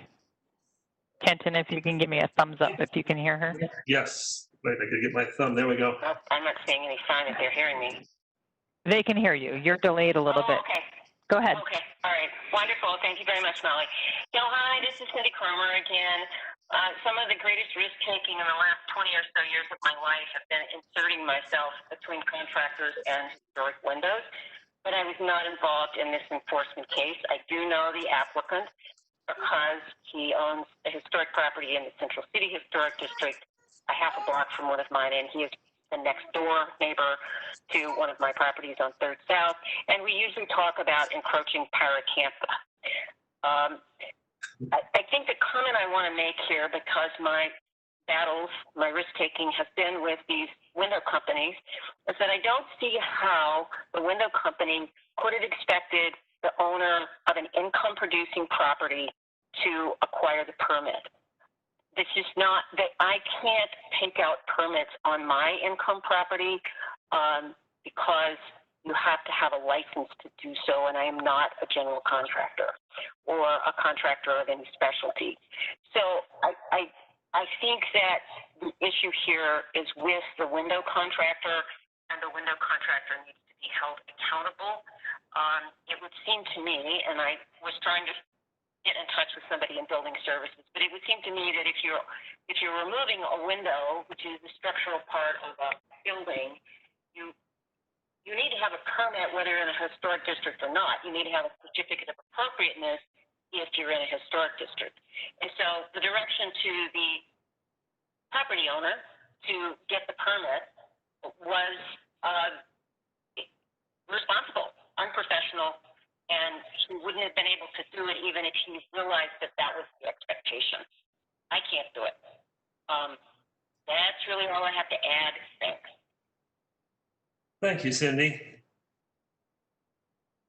Molly, are there other public commentators? There is no one else who has indicated that they want to comment. All right. That case, please, who was speaking? This is Michaela. There were no emails. Okay. Well, we'll move into executive session then. I want to pick up where Cindy left off. It's what I was thinking too, is this is not the first time where we've had a homeowner get caught between us and legality by the actions of a window company or a contractor. Now, when it comes to an enforcement issue, why is that window company not being held accountable by the city too? I mean, presumably they have a city business license. When an owner is being called before us, why isn't a business license being suspended for a contractor who has not provided the service that they were asked to provide? Is there any way the city can work to that end? This is Michaela. Sorry, you may hear crayons being thrown on the floor at the moment. A lot of times when a contractor does something like that, the only recourse is that private property owner going after privately suing their contractor, or if they had a contract, or contacting DOPL and putting a complaint in DOPL to go after that business owner. Well, does professional licensing, is that right? That's right. Okay. They're going after their professional licensing. So their contractor's license is through DOPL, but you know, all of us who practice here in the city, whose offices are in the city, we have to have a city business license too. Seems like that is a little more precision instrument. If the city can suspend their business license and then they could be fined if they continue to do that, it becomes I guess the owner who's aggrieved would have to show the city or for that matter, a contract. Right. I mean, this is really, unfortunately, a private matter between the private property owner and that contractor. You don't necessarily get involved when standards are violated or city policies are violated. Unfortunately, the private property owner is responsible for that. And Kayla, I agree that it falls down to the contract, which is between the property owner and this errant subcontractor. But from Kenton's point of view, at what point is it Mr. John Q. Public's problem to bring these contractors to the surface? I mean, the gentleman that presented tonight showed us multiple projects that this company called Advanced Window Company or whatever they are have done in the historic district, and those are probably other enforcement project properties that I don't know. Clearly there's a rogue company here in there that is causing damage to our historic fabric. I'd like to jump in. I'd like to. So this is Jessica. I just did a quick search on Citizen Access Portal. And you know, I could be wrong, but I work with the system. I don't see a permit for the windows. Yeah, my guess is, Jessica, that this company hasn't permitted anything in their life, and they may not even be a viable company in the state of Utah, but how do we know this? This conversation feels a little inconsistent to me because when the people who bought the Joanne painted, we never once discussed the painting company being at fault for that. We discussed that those owners of the building knew that they were in a historic overlay district and should have asked permission rather than forgiveness. So it feels like at best, if this is the tack we want to take and suggest city council do something about this, cool, but we do need to be consistent. Just because it's a nice man that we've spoken to instead of a corporation with the word preservation in their name, this feels a little off base to me, this conversation. Yeah, And I'm Victoria, glad that's you really good. brought that up, Victoria, because I think that that's on point. I mean, being at the city, now I get to say it, the city for 10 years. I mean, unfortunately, down in building services, I've seen all kinds of very terrible situations where people have paid someone $30,000 to build a garage in the wrong place and they had no contract and it was too big and it was unfinished. At the end of the day, you know, that's between the property owner and a contractor, and that property owner needs to My building code violation or violation of the zoning ordinance. my preference for I mean, it's neither here nor there for this particular issue. We still have to, figure this issue. But I think if we're going to suggest an ordinance adjustment, I think that there needs to be something on all closing documents when you are buying in a historic overlay district that says that I understand I am buying something in a historic overlay district and that I will be responsible for if this is a contributing structure. And here's, and as part of the documents that you take home from closing, there is a number at the city that you call where you ask permission. Forgiveness isn't granted. Victoria, that was exactly the point that I brought up when we had that issue on the painting. That when you purchase a property, what are the covenants? What's the baggage that comes with that property that you purchased? And unfortunately, Michaela is right. Ignorance of the law isn't bliss. It's in violation. But quite frankly, I think that there's a couple of things that are troubling to me. That if the person doesn't know that there's that this particular property comes with that baggage, that in order to do any kind of work, any kind of paint, renovation, this has to be done. This checkbox has to be done. I also think that, quite frankly, on the reviewing side and having obtained hundreds of licenses in Salt Lake City on behalf of owners, that's the very first thing that we go to. Where is it? What's the property? What's the location? Does it come in with any requirements? So I would like to see some kind of almost three-way commitment that when changes or when modifications are made, that's something that is on the permitting document. That's something on the sales document, and I really agree with the there if the company has a professional license, there ought to be penalties for doing something that they either know or don't know is inappropriate in a particular location.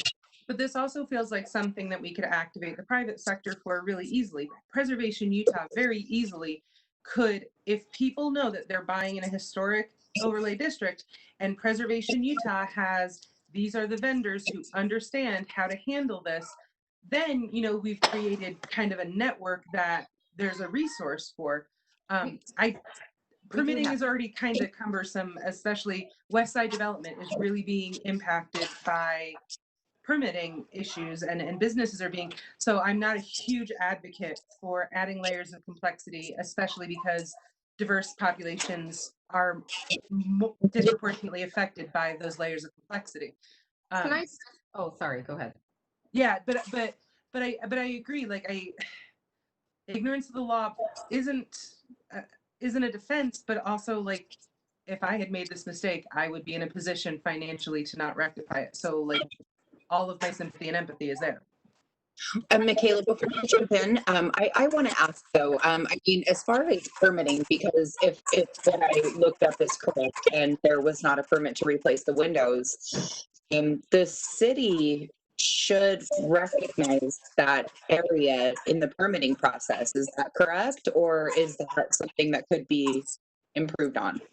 That's correct. Without a permit, if one contractor had come in and hundreds of folks walk into the city or contact us on a daily basis, this person flags up in the overlay. Now, every property, there is a disclosure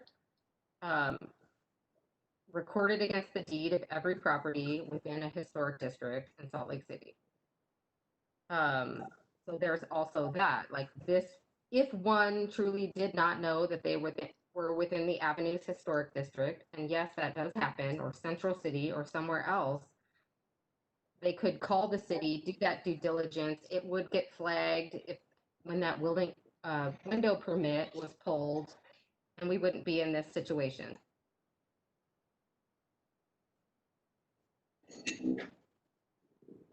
So, Paul, you started a topic of discussion relating to the guidelines themselves. Would you like to pick up where you left off on that?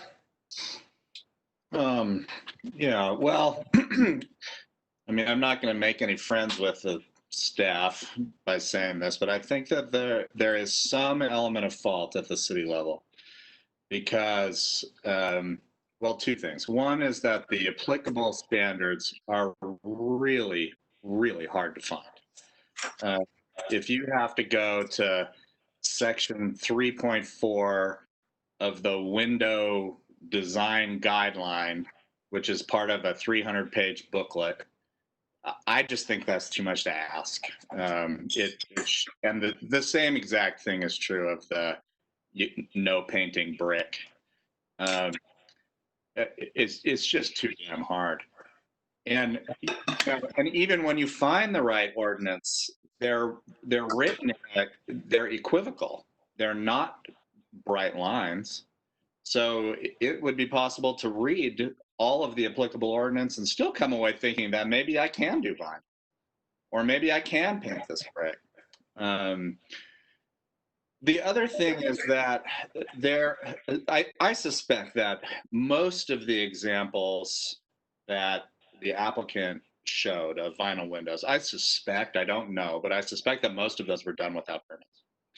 But there was one that was done with permits, which is the tiny house on N Street. I think the address is 86N. Those windows are composite windows, which is a kind of a form. I would call it a fiberglass window. I don't know if that's exactly right or not. But they look exactly like vinyl. And apparently the city allows composite windows for some reason, but does not allow vinyl, and the appearance is indistinguishable. And what that creates, I think, is a perception among residents that vinyl is permitted because when they see the composite window, they think it's vinyl. So to summarize that long ramble, I would suggest some modification to the ordinance, making a couple of things much, much clearer. So that if we're not going to allow vinyl, just say that and say it in big, bold letters somewhere that's easier to find. Same for painting brick. And then the other thing is, if we're going to allow composite, we ought to allow vinyl. And I don't think we should allow either one. So I would suggest that we ought to be tightening up and saying you're either going to restore, or if it's absolutely so far gone that you can't restore, then you got to come back with wood or wood clad. Or staff kits, Commissioner Spenton. Or what? Or a stash kit. You know, I mean, the problem here isn't that the property owner or contractor took a look at our design guidelines. The problem here is that they weren't referenced, and the advice of 10 planning staff members wasn't sought. Oh, yeah, that's true. But I think a lot of people are very intimidated by going down to City Hall, particularly right now where there's not even not even an office to go to. Well, you know, I'll pile on that. I mean, I'm not sure it was better or worse under COVID, but the permitting process is a challenge at best, particularly for a homeowner. But you know, maybe our guidelines do need to have 3 like cardinal rules. Thou shalt protect thine masonry. Thou shalt protect thine historic wood windows. Thou shalt protect thine whatever else, but pick 3 and just put that up in neon lights at the front of it. But the reality of this particular project is that it's a window project, and windows demand window replacement demands a building permit because some idiot could take a bedroom window that's operable and provides egress and puts a picture window in that provides no ventilation or egress. Or they even put a smaller window in that doesn't provide enough light. I mean, that's in this particular case, we're looking at a building permit issue. And to Michaela's point earlier, if the applicant or their upstanding contractor in this case went to the city, that would have triggered some landmark observations and protections. So I mean, really, I think the bad is on the company Advanced Windows or whatever their name is. And clearly this isn't the only project they've done here and the only building that they've damaged and in my opinion, property owners that they've defrauded. Yeah. Well, go ahead. Pardon, Mr. Chair. I just want to say something so that the commission knows and any of the members of the public too, just during COVID times. We do have about 10 planners right now actually assigned to respond to these sort of questions. We, from the planning division, whether it's setbacks or what do I do with my window, or can someone come out and do a site visit? So we are definitely, absolutely 100% available. Yeah, my observation as a professional, Michaela, is that city staff is, it took them a little while to land on their feet, but I think they're doing a great job right now. And things are moving perhaps even faster than they did in March or April. Also, but in this particular case, this is a 2019 project. That's a good point.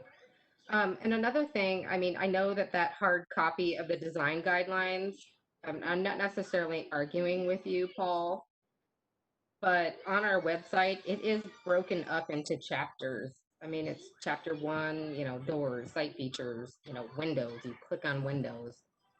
But I do take your point very thoughtfully about the code and maybe putting some prohibitive language in there and whatnot. But unfortunately, we weren't consulted. We could have gone out there. We could have offered suggestions as we do to hundreds of other properties.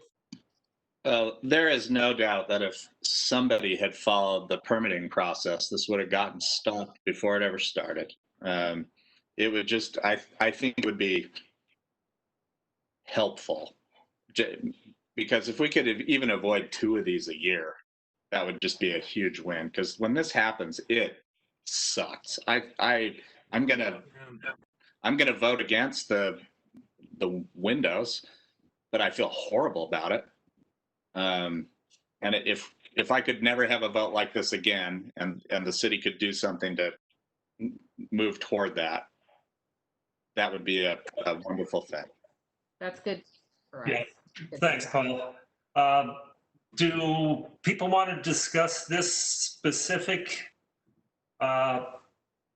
application here in the issue, or are we ready to move ahead with the motion? Paul, you're on the big screen now. I'll make a motion.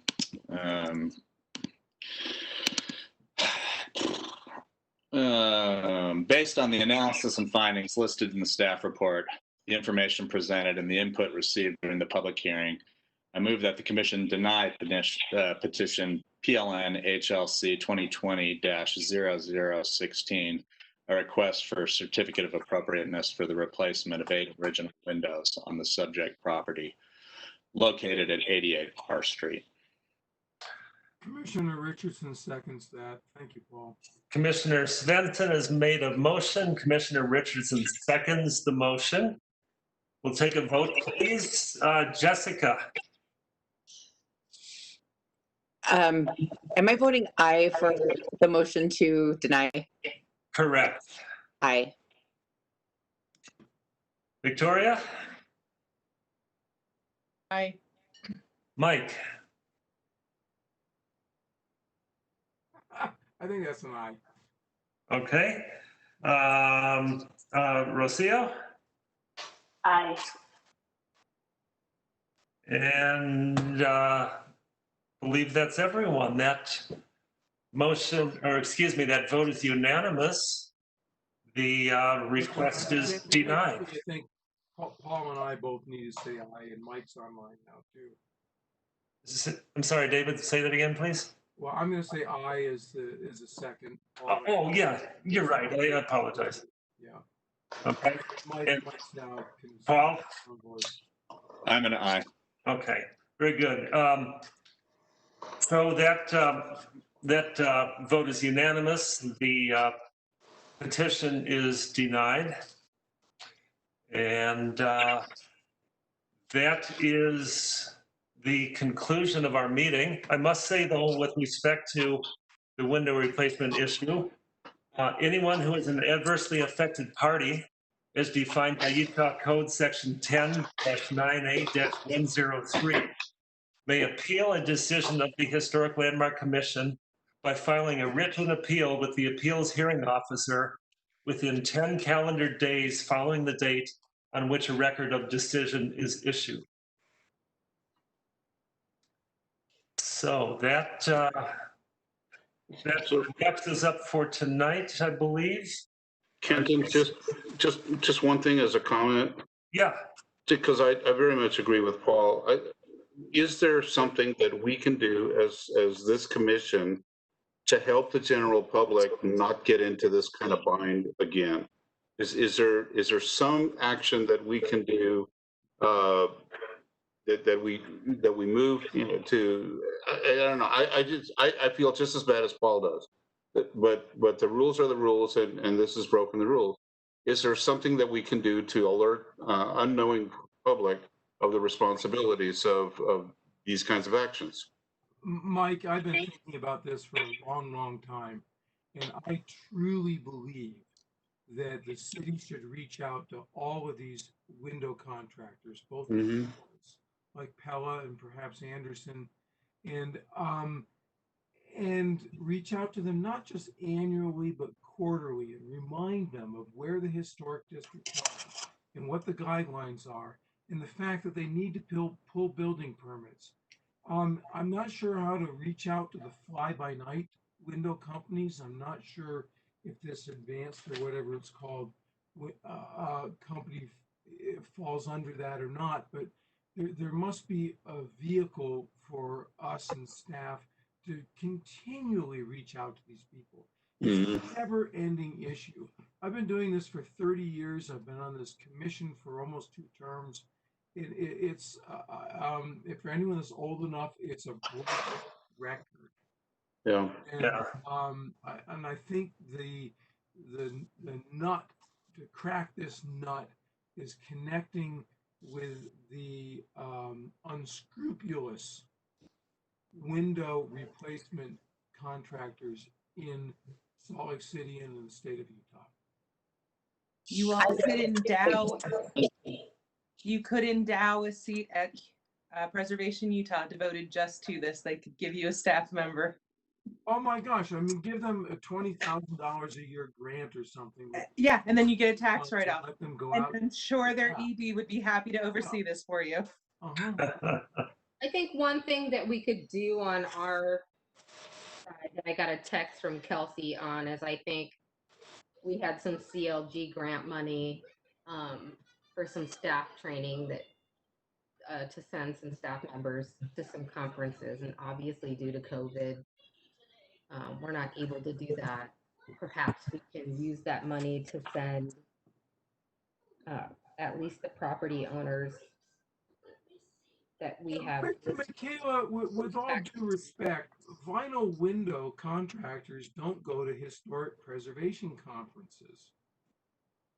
I mean, perhaps the way to do this is to approach the manufacturers Amstel Windows here in Salt Lake City. Commissioner Richardson, I think Michaela was responding to the idea of sending some information to property owners of these properties with historic districts of the information available and staff resources. Call us, we'll do a site visit, we're here. And not necessarily about the conferences. It's the fact that our budget was pulled from conferences because of COVID. Maybe we can wrap that into some sort of mailer, but there has been discussion around the city, at least in planning, about providing maybe a yearly something. So remind to new property owners, maybe it's in a utility bill or an email with your utility bill. Hey, just a reminder, you're in the historic district. You're under these regulations. Please call us with any questions. That's a great idea, Kelsey, coming it that way, but I agree with the others that we got to hit the contractors too. There are certain requirements for licensing in the different trades, and for getting a business license here in town. You apply for a business license, an inspector comes to your building, checks it through.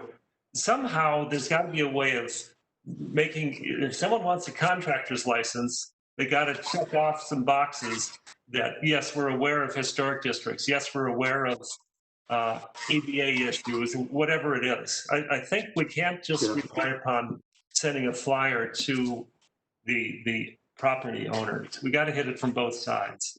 Yeah, I agree. That was exactly my point, Kenton. And there's an ownership responsibility, there's a contractor responsibility, and quite frankly, I think that when a permit is applied for, there's a city responsibility that there is a checkbox.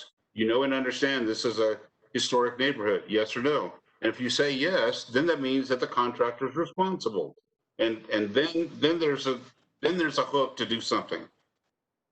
Yeah, the owner's got some way of going after that contractor then. Exactly. Yeah, good point.